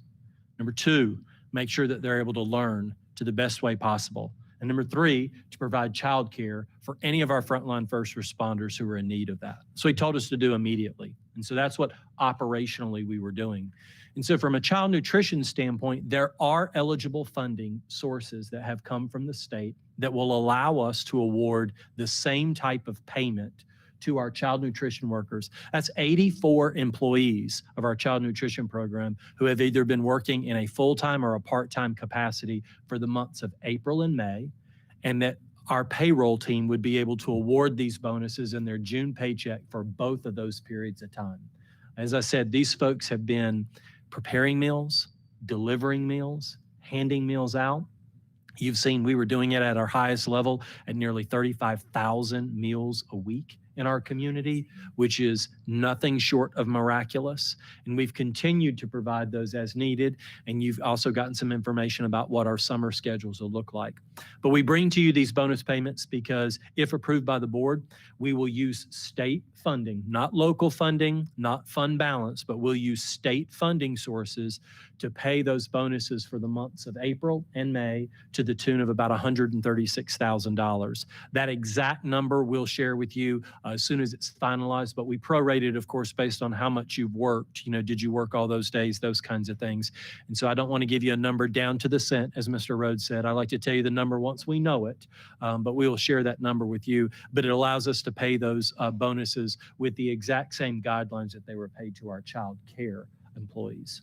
So with that in mind, I'll be glad to answer any questions for what is sure to be a really, really positive thank you and moment of gratitude to our child nutrition folks. This is just for people who worked, not those who went on emergency leave and blah, blah, blah. That's correct. You have to have been working. Yes, ma'am. I just like to say, since day one, March 13th or whatever it was, and we started feeding kids, I believe that Monday, we started that program that following Monday. I've been in contact with the superintendent, and he has been talking about that since then. How can we help out these folks that are, like you said, on the front line, feeding up to 7,000 meals a day to all of our kids? And Some health risks too. with a lot of health risks, and delivering that food and packing that food and getting up early and the whole thing.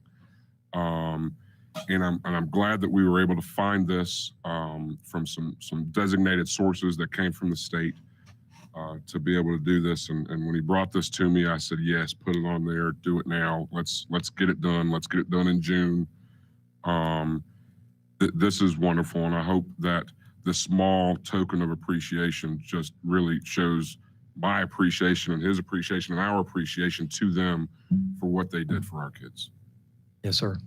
So do we not have anybody locally paid that's in this division? And, or if we do we have the money local to match that? Or are they all child nutrition, like state and federal? All of the bonus funding will be paid from the state funding that's available. I defer to Mr. Socia to make sure that I answered the first question correctly. I'm uncertain. I know that as an enterprise program, again, it's separate in that respect. Okay. But I'm not certain if all of those positions are in a state or a federal funding code. So Okay. I would either defer. The answer is yes. Okay. Mhm. I just didn't want to leave anybody out. No, yes, ma'am, absolutely. What we know is everybody, as Ms. Case was saying, who's been doing the work is eligible for this bonus payment in the capacity that they've been working.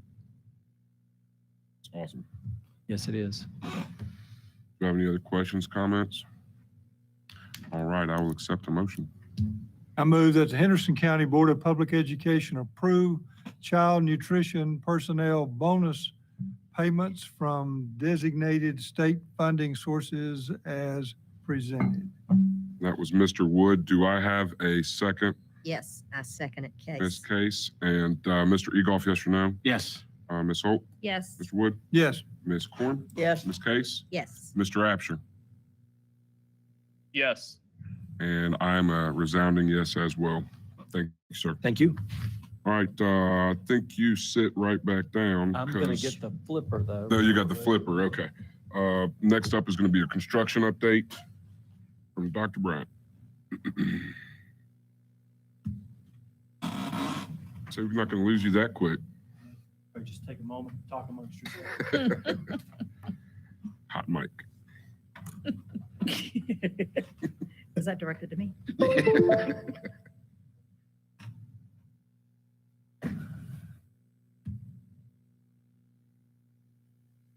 Thank you, Mr. McMurray. I will again state, as we've talked about before, if there were a benefit to the school closure period, school construction has been one of the primary beneficiaries of that. It allowed us to advance on schedules, to really take care of much much work that needed to be done.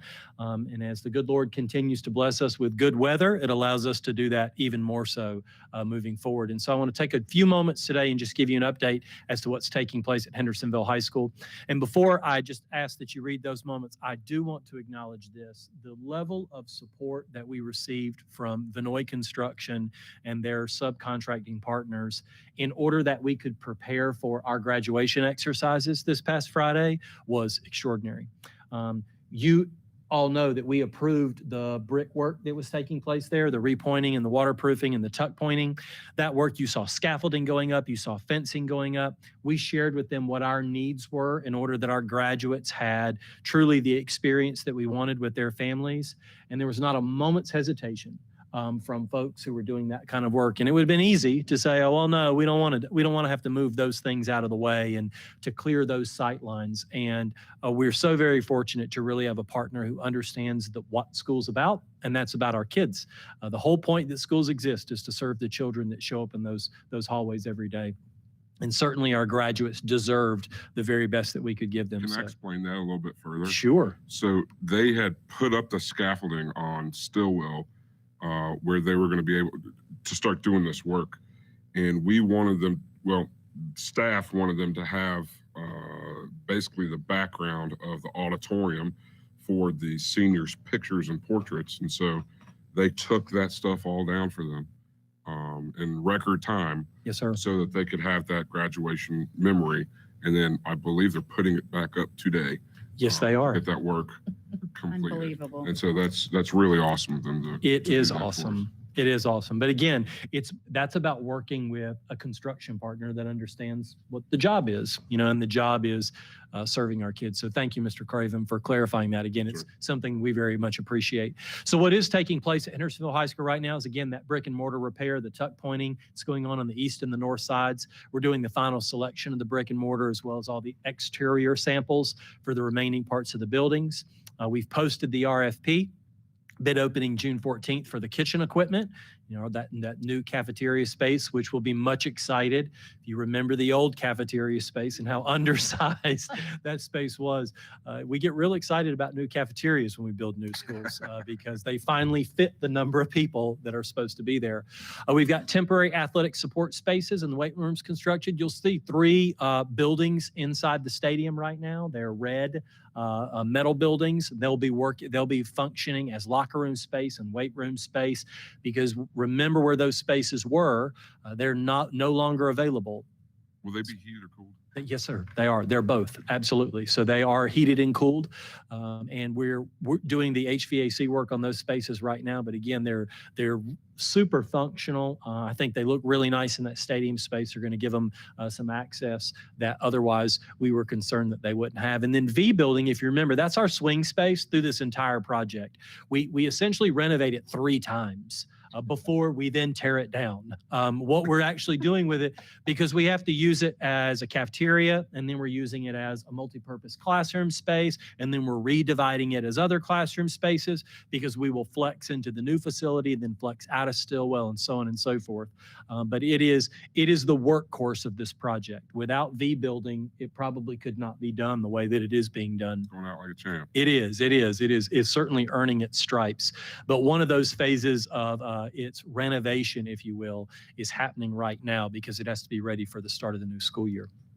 You can see some of these spaces. These are the athletic support spaces that I was just talking about. Again, they will be heated and cooled. They're insulated. They create swing space for us so that our athletes and our physical education programs have support spaces that are inside the stadium. You'll also see this is just a mock-up of what you're seeing in the V building phase 1 of the renovations, where we put in newly constructed walls that create additional classroom space for us to be able to utilize as the swing space. You'll also, of course, notice if you've not been by there, much of the construction is really moving along. When you look at the amount of work that's been done on the grading area there, when you look at the foundation walls for the new building area and the new building where the cafeteria spaces are, that work is really starting to come out of the ground, as they say. You can start to see what the structure is going to be looking like and how it's going to interact with the old and the new spaces. This is that scaffolding that we were talking about. This is the scaffolding that is just on the stadium facing side. As Mr. Craven was talking about, they actually had the scaffolding erected. If my pointer would work, I don't know that it is. There it is. It was erected all the way around what they call the Oh, junior and wow. the senior entrances. So it would have very much been in the visual picture of what seniors are doing. And so they removed that scaffolding all the way down to just the stadium side, which we said we certainly would be able to live with. And they continued the work there and are continuing around the faces of the building. And again, this is work that was not scheduled to be done for over a year from now. And so again, we are really advancing the schedules and trying to take advantage of when students are and aren't in the building. If you've driven by Edneyville Elementary School lately, the final phase of this project certainly has been delayed by weather. It's very hard to pave when it rains every single day. But as the rain is kind of held off, the final paving and striping is taking place. If you have a chance to ride out there, you can really look and now see visually what the entrance to the school is going to look like. It is I think, a really beautiful entryway now that the walkway has been installed. There's some artistic elements to the way that covered walkway looks for our bus lots and for our student lots. And then, of course, we've got the finishing seating and the landscaping that'll take place on the islands. But if you have a moment sometime in the next couple of weeks, ride by there and look at what the new entryway of Edneyville Elementary School looks like. Before you go on, Yes, can I ma'am. ask a question? If Sure. you go back to construction update for Hendersonville, where it says new area A and B, and Yes, then the ma'am. cafeteria. Mhm. So if we're looking at the picture on the left, new area A and B, is that where like the shop is going to be and the It is on the Oakland Street bands and all side. that? Okay. Yes, ma'am. Okay, Mhm. that's what I was thinking I was looking at, but I just want to make sure. And then behind that will be the auxiliary gym. So to the left of the new gym is going to be the auxiliary gym. When you say to the left, Like if you're looking at this picture to the left. So right where that tractor is in the back, is that where the auxiliary gym? yes, is ma'am, gonna you're be? kind of looking at it from the stairwell standpoint. Yeah, in the Right, back right, of that. right. Mhm. Okay. And what they're building now is basically, if you go down Oakland, you'll see like the hallway that they're kind of, Yes. that's Oh, gonna go. really? That traverses the entire. The entrance for the new entrance all the way in the Stillwell, that wall is the hallway. But Oh, I got to go by Yes, there. it's- That's yeah. so cool. So if you, exactly as Mr. Craven's saying, if you were to go by there right now and look at what's there, you remember they talked about that sort of grand hallway Yeah. that goes from the student parking lot in the bus area all the way to the second floor of the Stillwell, but you can kind of see that line right now. Okay. you can see the line kind of building and the grade of it, how it's gonna meet. And you can start to Nice. visualize it. That's Right. so cool. Yes, ma'am. Okay, Other sorry. questions about that? No, not at all. Not at all. So I'll go back to, so again, Edneyville's wrapping up. We look forward to kind of putting a button on that. The work that's going on right there. Again, huge advantage to us as it relates to the urgent need to continue the HVAC replacement at Flat Rock and Rugby Middle Schools. You can see what work has been completed, the demo work, the ductwork and air handling installation, the installation of the mini splits. That's a continuous effort. Again, right now we have a projected completion of the inside work to be August of 2020. Wow. I will remind the board, if we'd had to do this work with students in the building, it might have taken us a year to do it because we've been working at night, putting everything back. Kids come in the morning, they work at night, they come back. They have been able to send their crews in force. And rather than talking about this in the spring of 2021, we might have it finished before kids come back in August. And again, this is just a And that'll real, translate to cost savings? certainly. Yes, sir. Absolutely. Absolutely. But what it really is allowing us to do is to take advantage of the maximum workforce available right now.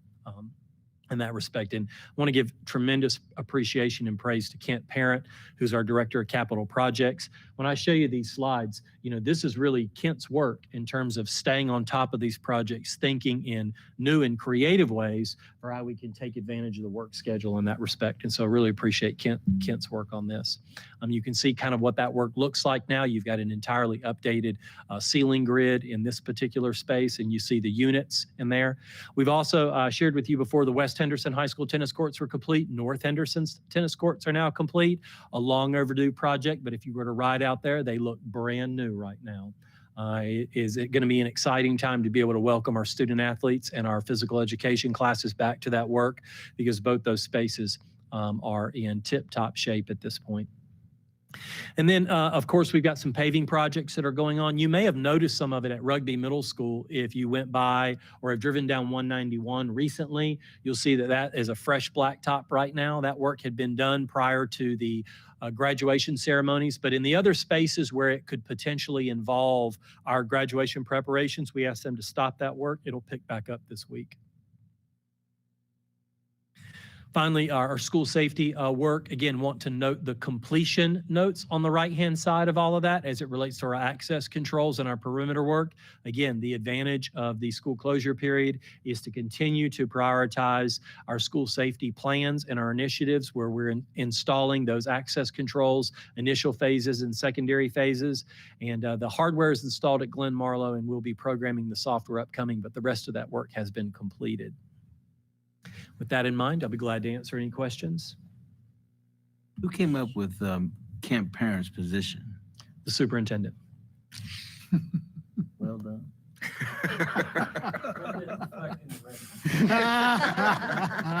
Because I was sitting out here when I was running, and I knew Kent, but he was not in his current position, and y'all put him there, and that was great. I don't know if Kent would identify it as a blessing or a curse. But one of the things we learned, because if you remember, he was the principal at Balfour and the Career Academy when we transitioned to IHS. And he demonstrated a master's attention to detail when it came to construction. And the superintendent and myself were not paying attention. And we were recognizing, here's somebody who really understands how schools work and also understands the detailed nature of construction. And he has certainly presented himself to be an extraordinary asset to us in that regard. And so while we hated to see him leave a school leadership position because he was so good at the Career Academy and serving our kids, he has been an all-star for us in capital projects. And then for 1 year, or I School guess a safety. little more- Yes, yeah, ma'am. he was handling both of those things, Mhm. and I don't know how he did that. Thank you so much. My pleasure. Thank you. Financial statements, Mr. Bernie Sosha. Come on down. How are you today, sir? Good. He's like, I'm sleepy. Y'all are Yeah. fine." All right. I feel like I should say $1. I grew up with the Price is Right, so you Right know. before the- Oh, no. If you last, it's always $1, right? And one report. So, yeah, so this is local current expense, other restricted funds through May 31. As you see on there, we have revenues at $30,181,000. Not a whole lot of change since last month, since the way we get our money now from the county over 10 months. Expenditures up to $24,887,000, just shy of 80% of our budget. And before you think we have a lot of extra money, we're about to pay $4 million in local supplement in June. So we will eat up most of that remaining budget. And I pointed out last month, and I didn't put it in the budget amendment for this month because I'm still hoping that we'll get a big chunk of it, but our fines and forfeitures is behind since nobody's being fined right now and the courts aren't operating. So we'll see where we end up and we'll address that with our June 30 amendment. But that is one area that our local budget is behind in right now is the About revenue. How far? But $200,000 What fines and percentage of that? forfeitures. That's about 40%. Mhm. So it's a chunk for sure. But you know, we've had a couple things go our way, if you will, from a financial perspective this year with everything. So we're kind of hoping that that will balance itself out.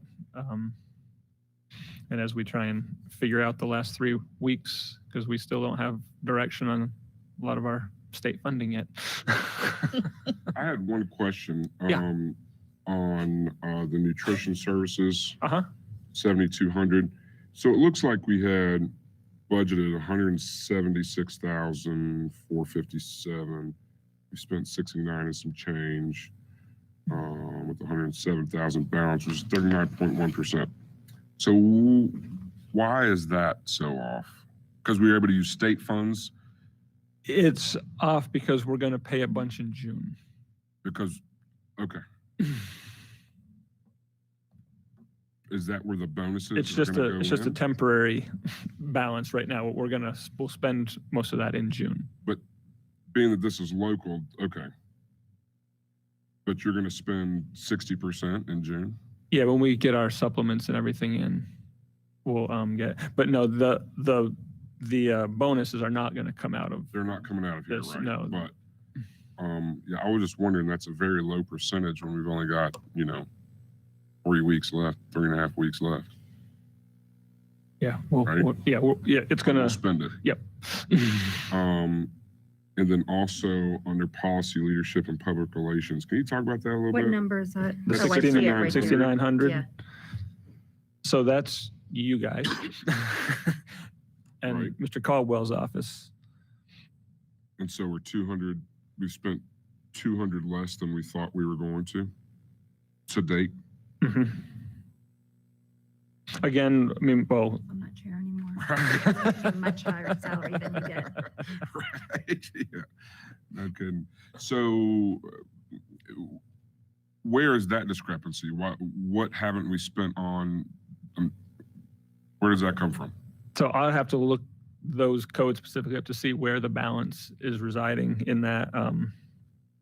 I didn't go into detail on that particular line, but I can look that up for you before Yeah, if the you end of the would. day And today. the next one is technology support, because I figured we would be in the red, but in fact, we're positive 304,000 based on the position that what we thought we were going to be at, which is 73%. Can you explain that one as well? That was Yeah. number 6. Yep, that's the 6,400, sure. So primarily what's going to come out of that right now at this point in the year is the remainder of just salaries. There's a little bit of some equipment that's still being purchased. There's a purchase order out for now for a bunch of equipment that is going to go into that. Under support services? Under 6,400, yeah, that's where a lot of the devices come. Oh, really? Mhm. Okay. So you'll put salaries and devices in under that code. There will be some in there, yes. Okay. And where do we think that's going to end up? That will end up very close to the end. Mr. Fender is very diligent with his Just spend budget. it all. Okay. That's been like our most important asset that we've had the last few Absolutely. months. That's why I wondered why we hadn't, I figured we would be in the red in that category, Yeah. to be honest. Now, I know some money's come from the state and certain chunks that have helped for certain, Exactly. things, Yeah. And that's where a lot of that stuff ends up in that side. And with the sort of the uncertainty of where things were going, a lot of things have been pushed into the very end of the year because we weren't sure how we should spend the money. is that the same with the special population services, 5,200? I mean, we're down, it's 687,000 left. Yeah, well, there's a whole lot of salaries that are going to getting moved into that one for June because the state has run out. Our other funding has run out, so local will pick up the final pieces on that. But you are also correct in that there have been a lot of expenses that have been pushed in that area that are going to show up whenever we get this reentry back in and we have all that compensatory time. We're going to have a lot of makeup Yeah. services that have been pushed out. All right. Well, good deal. I look forward to the June 30th. And I forgot to look at that. I hogged all the time. Does anybody else have any questions? No. All right. Do we need to approve this? No. No, sir. All right. Thank you very Thank much. you. I appreciate it. Kindergarten registration update, Mr. Scott Rhodes.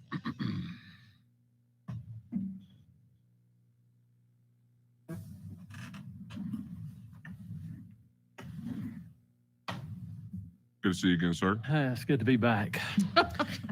Thank you for the opportunity to speak about kindergarten registration. Just want to give you a little bit of an update. As you know, for the first time, we are doing kindergarten registration online this year, which is much different than years past. So when I started looking at and trying to determine and look at numbers from years past to kind of give you a little bit of an update, obviously those numbers are a little bit skewed. But what I would say to you, we're excited that as of today, we have 736 kindergartners who have pre-registered for this upcoming school year.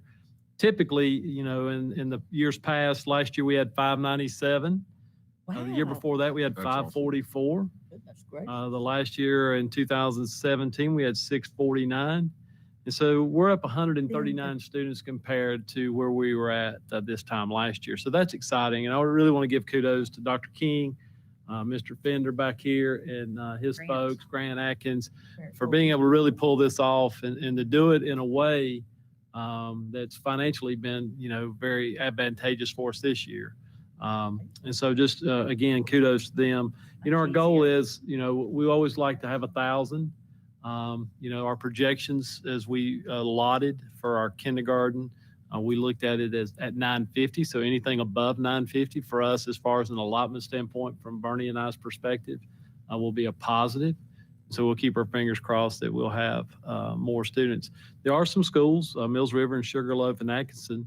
Two of those schools have already met their projections. One is just 7 off. We have a few schools, Glen Marlowe, Hillendale, and upward. They're off on their projections right now, which means those schools are going to have kids show up. So we feel very confident that we're going to reach those goals, and hopefully we will do so as we move into next school year. Are people still able to register online if they haven't, or is that, yeah? Okay. Yes. I'll be honest, I have a son that's going into kindergarten, as all you guys know, and that was the easiest way to register my kid ever. Yep. And thank you, Mr. Fender, and your team for doing that. I need to continue that in the future. Clearly, the numbers show that we need to continue it. I do miss the fact that my son didn't get to see the little robot car riding Oh, around. I know. I was thinking about that too. But in lieu of School that, bus. this is awesome. This is great news. Yeah. Any questions from anybody? Thanks, sir. Thank you. Appreciate it. All right, Dr. Jan King is going to tell us about the Learn from Home update. Welcome. Thank you, thank you. Dr. Bryant said if you hear a strange noise outside your house, Mr. Craven, it might be Buster the bus coming to Hey, visit. I tell you right now, my son would love that thing. That is I a need to stop by favorite. mine too, But I will say, Buster has been known to make appearances at the elementary schools cool. to visit with Aw. kindergarten I'm students. sure so. this year might be a good year to bring it to all of them because I'm sure they missed that. Indeed. Well, I wanted to start the Learn from Home update with a little bit of looking back to what we talked about a month ago when we were talking about Learn from Home and acknowledging that doing something as quickly as we did made, it was not perfect, but I am so proud of everything that's gone on in our school system and how quickly we did put something out there. This week, our teachers are working on academic feedback forms for kindergarten through 8th grade following State Board of Education grading guidance. High school teachers are working on report cards. All of those things will be mailed if they weren't picked up as part of a normal pickup process for diplomas or picking up equipment left at school. Anything left will be mailed to parents. But a big piece of gratitude on my part for all the communication that's gone on between schools using social media outlets as well as School Messenger. And I also want to bring to the board's attention one lady and her team, Sheila Zachary, who works so quietly behind the scenes, our Power School coordinator, making all of the state board guidance work in Power School at the local level took a lot of work on the part of Ms. Zachary and the data managers, making sure everything got put in correctly after the teachers got that communication back about, especially in high school, what Which one it the was. choice the student wanted, the grade or the code. And so lots of kudos to Ms. Zachary and her team, who are also now entering the 737 kindergarten Good. registrations, but a wonderful group of folks. And you also heard earlier that sometimes we don't give you exact numbers, but I'm going to right now. 7,164 Chromebooks were checked out this year to students. And I think that's significant. As you heard Dr. Bryant say earlier, Mr. Fender and his team only helped with the collection for seniors and non-returning students so that our kids can have it at home. That does mean there's an opportunity for our students who might want to continue some sort of summer interaction, whether that be continuing to work with a counselor. We do have some students who are working through what our board set up with some contracted services through Crossnor and through Blue Ridge Health. That's going to give those students the opportunity to continue that support virtually. And then some of our instructional programs, Those vendors are agreeing to leave all of that opportunity open until August, so our students who choose to keep learning can do so. And we do, of course, have some students who are continuing with, for example, credit recovery. I will say that last Friday was a big day. Of course, for our seniors, it was a big day for graduation, and I appreciate the board's acknowledgement of that. But it was also a big day because the state released the Jumpstart Learning template. Jumpstart is a set of funds set aside only for elementary for us to look at helping our students in elementary with literacy and math. And so we received that template Friday. That plan is due to the state by June 22nd. It does not require board approval, but when we have it ready, we will certainly send it your way. We are right now, Ms. Marlowe and I are working very quickly to identify the students who will benefit from Jumpstart. And then, of course, looking at virtual options until we know more about what face-to-face support will look like. Jumpstart is talking about summer, but also fall. So making sure that we address gaps. And then Friday also, we got the Jumpstart plan, and then we got the remote learning plan. That template, the statute requires 13 areas that we consider. The state board added 2 areas last week in their meeting on Thursday. So we'll have 15 areas of consideration. Some of them will look quite different from the remote learning we've talked about now. You heard Dr. Bryant talk about attendance. We are required to consider how we will take attendance during remote learning. So we have lots to talk about. And then the remote learning plan is due July 20th. Also on Friday, they had a webinar for teachers and principals about some of the formative assessment resources that will be made available to schools when schools start back. And I want to be really careful about how we talk about that because, and I was sharing with our principals in a meeting, when people see that the DPI's accountability division is putting out resources for us, everybody thinks EOGs and EOCs, and that's not what this is.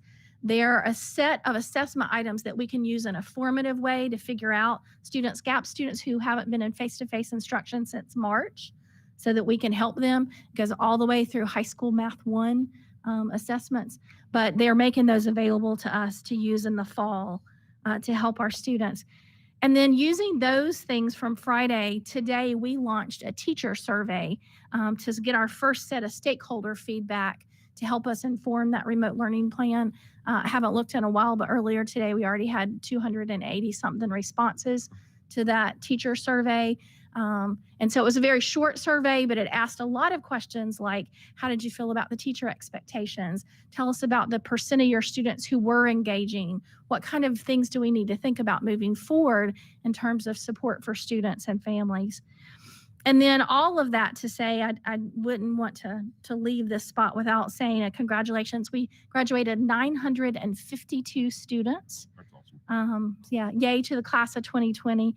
And of those 952, 104 of them were early graduates. We typically talked in here about how many of our students are choosing that mid-year graduation, thinking about the calendar that you just approved and it finishing before Christmas.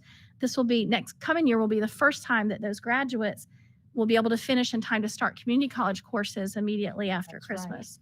And so that is a bonus. Or It's absolutely. public college. Or could go to a university. That's right. Could go straight on to college. And is there any way that they can keep those early grads in the Power School so that when they get ready for graduation, they get all the information and stuff? That is a problem. You're correct, because that was a problem with Lauren last year. Mhm. They didn't tell her when to Right. order her They're cap not and getting gown. They information didn't- unless they've somehow got those addresses, phone numbers, or whatever. And it's been zapped when they graduate early. That's a good point, Ms. Case.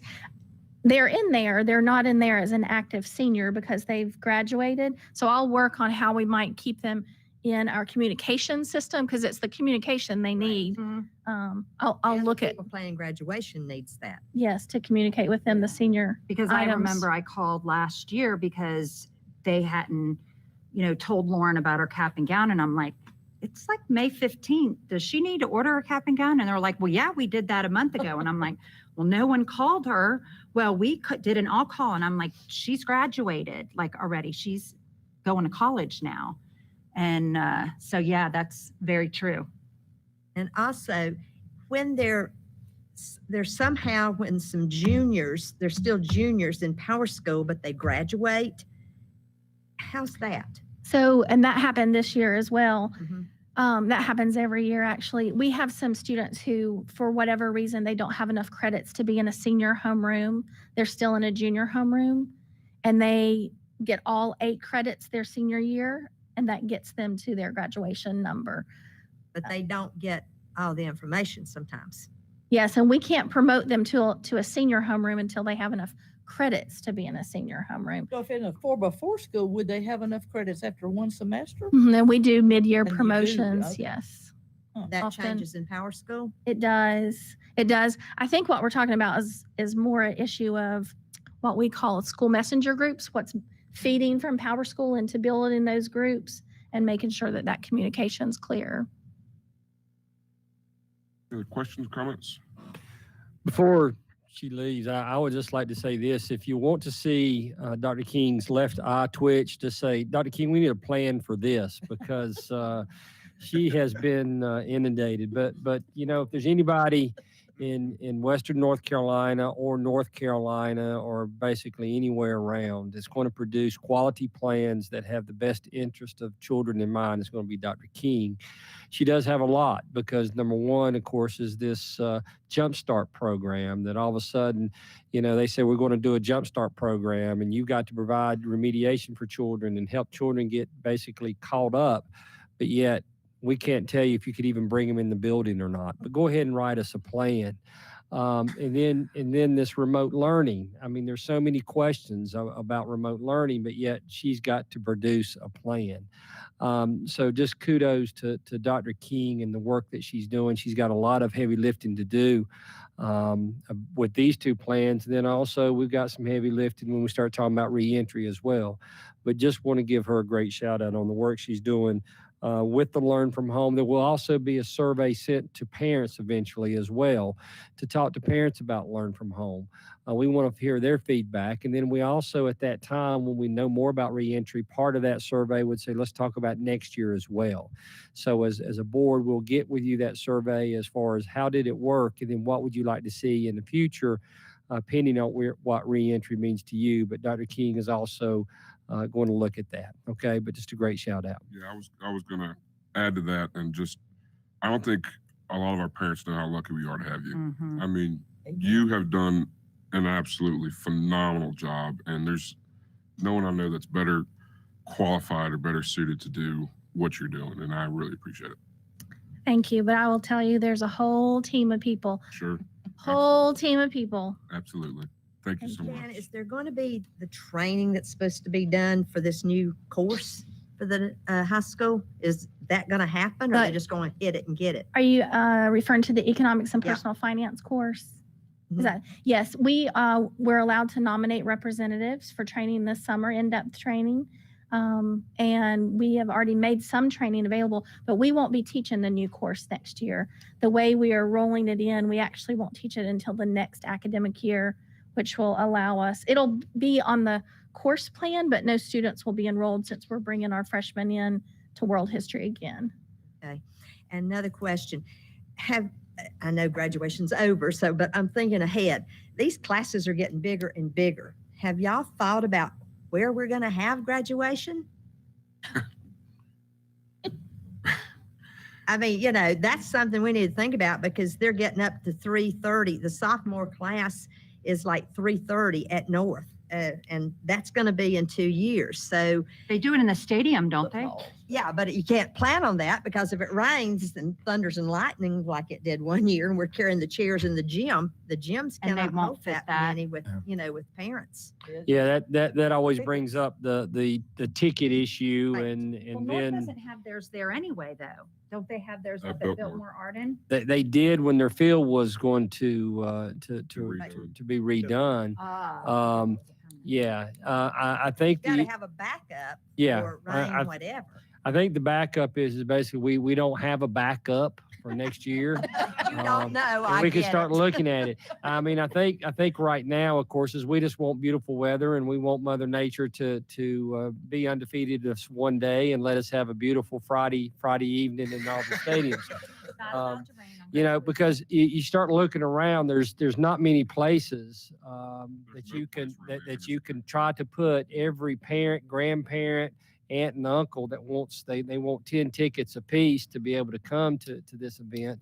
And when you have those types of numbers, you know, Buncombe County is so fortunate to have the Civic Center. Well, I was going to say, I don't know what name it is now because it's But changed. they still have to have certain number of tickets. And they're still probably having to have a certain number of tickets, you know, and so, you know, we've looked at Blue Ridge Community College, that big event center there. It's still not, you're still going to have tickets.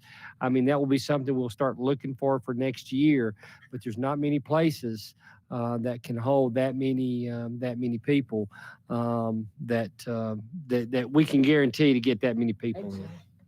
So you're right, Ms. Case. It's never any problem. And eventually, if they get that much larger, it may have to be, we may have to, even if on a beautiful Friday evening, may have to look at putting parents on both sides. You may have to start using both your home side and your visitor side and put the stands at the end. I'm not concerned if it's in the If stadium. it's pretty. I'm concerned. Sure. And we're always being concerned. And I don't think that's always, because I just remember I did North graduation one time and we did it. And the toughest job you had not was to speak, to do any type of speaking at that graduation, was the people at the door that telling people they can't get in because he didn't have tickets. So it's always been an issue. And when the classes get larger, it makes it even more of an issue. Because you're looking at only giving a certain number of tickets when you've got a lot of people who want to come. So certainly we be food for thought. I got two more things, not exactly about that, but two more things I've been called about.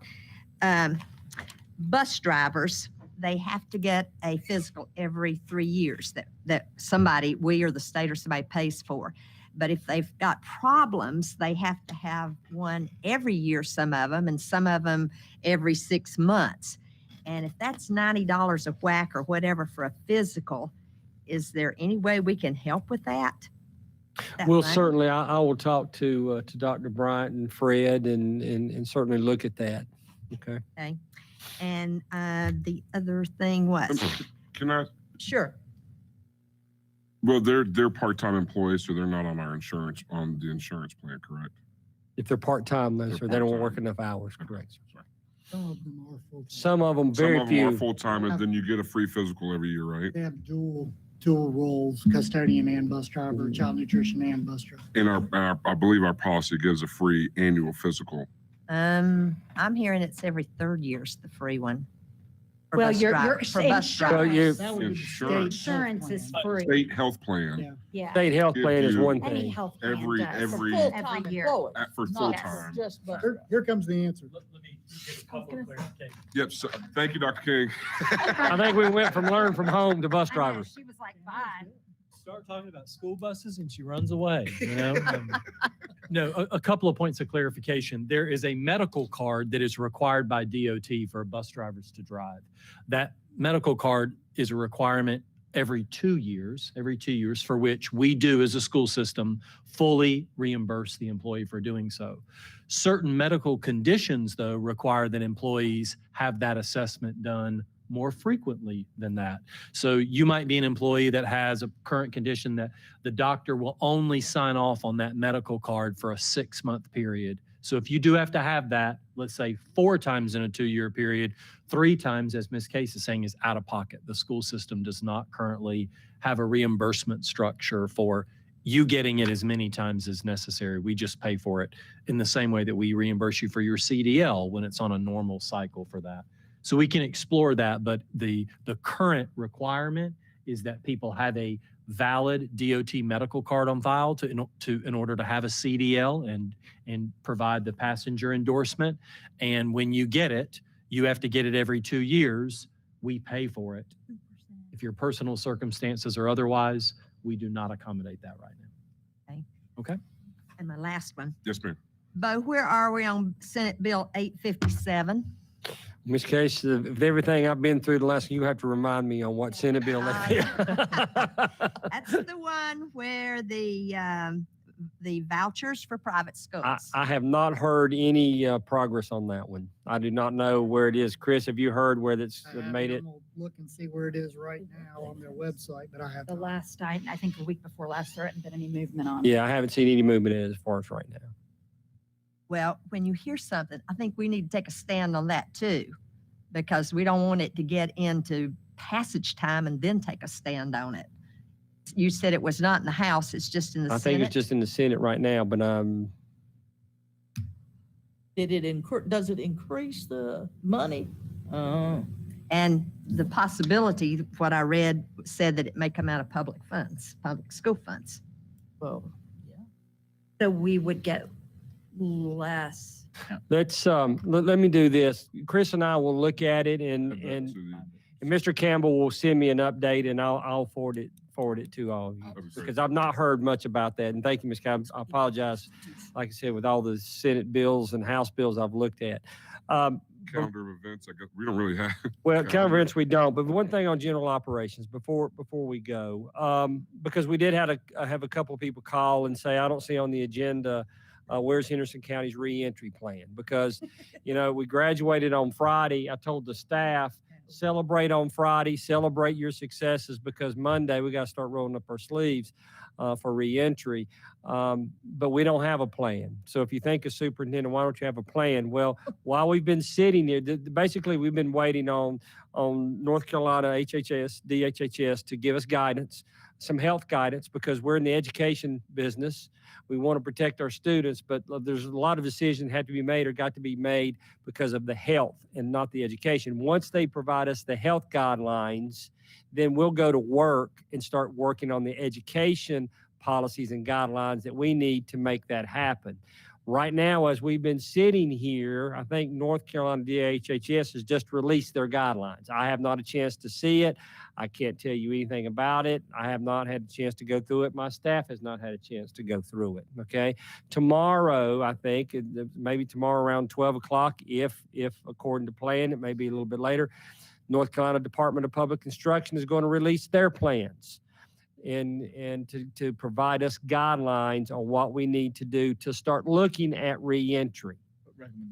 And some are going to be recommendations and some are going to be, you must do this. I think we're going to have some both going to come from thy must, and there's going to be others that say you could. And we'll go through that. We certainly, Mr. Campbell and his staff will help us with reentry on some things that they'll start looking, because they've been waiting on guidance from North Carolina Department of HHS to also before they put things together. So now that's been released. So once that's been released, DPI is going to release it. Then we will start providing to you some thoughts about reentry. Okay? Because here's what I'm going to tell you. What you're going to get from us, and if you want to look back, I'm going to say plans, and Dr. King's right eye is going to start twitching, but plans are going to be made for basically three things. Plan A, all the kids are back, okay? And what is it going to look like if all the kids are back? Then we're going to come up with Plan B, and Plan B will be, what if some of the kids are back? And what does that look like? Is it 50%? Is it every other day? As Mr. Craven said, this is not written in stone, but is it going to be every other day? Is it going to be every other week? Is it going to be half a day in the morning, half a day in the afternoon? I want the late slot. She wants the late slot. Those are decisions that we're going to make the best educational decision we can for the students of Henderson County. Those are the types of things that if they tell us that we're on Plan B, which could be up to 50% of our students, then we're going to make those plans. Plan C, it could be that we're on remote learning. And therefore, if we're on remote learning, we'll continue with remote learning. So therefore, I know that we'll present with you, there'll be Plan A, Plan B, and Plan C. That's what I know right now. And so we're going to have, we're going to take those, we're going to take the DPI plans, we're going to take the DHHS plans, we're going to look at what they're providing us, and we'll come up with a Henderson County plan for reentry. Now, that's about as good as I can get, because right now, like I said, while we're sitting here, we just released the North Carolina plans. And I think, like I say, DPI is coming. North Carolina High School Athletic Association, I believe, this morning released some plans on what is it going to look like for athletics, because I think that the dead period is over on June the 15th. If that date ring them. So on June 15th, they're saying after June 15th, the dead period. So what does practice look like?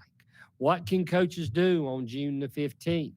So once again, Coach Wood, you're probably thinking of 10,000 questions you've got. What does that plan look like? What have we got? We just got that this morning. Okay.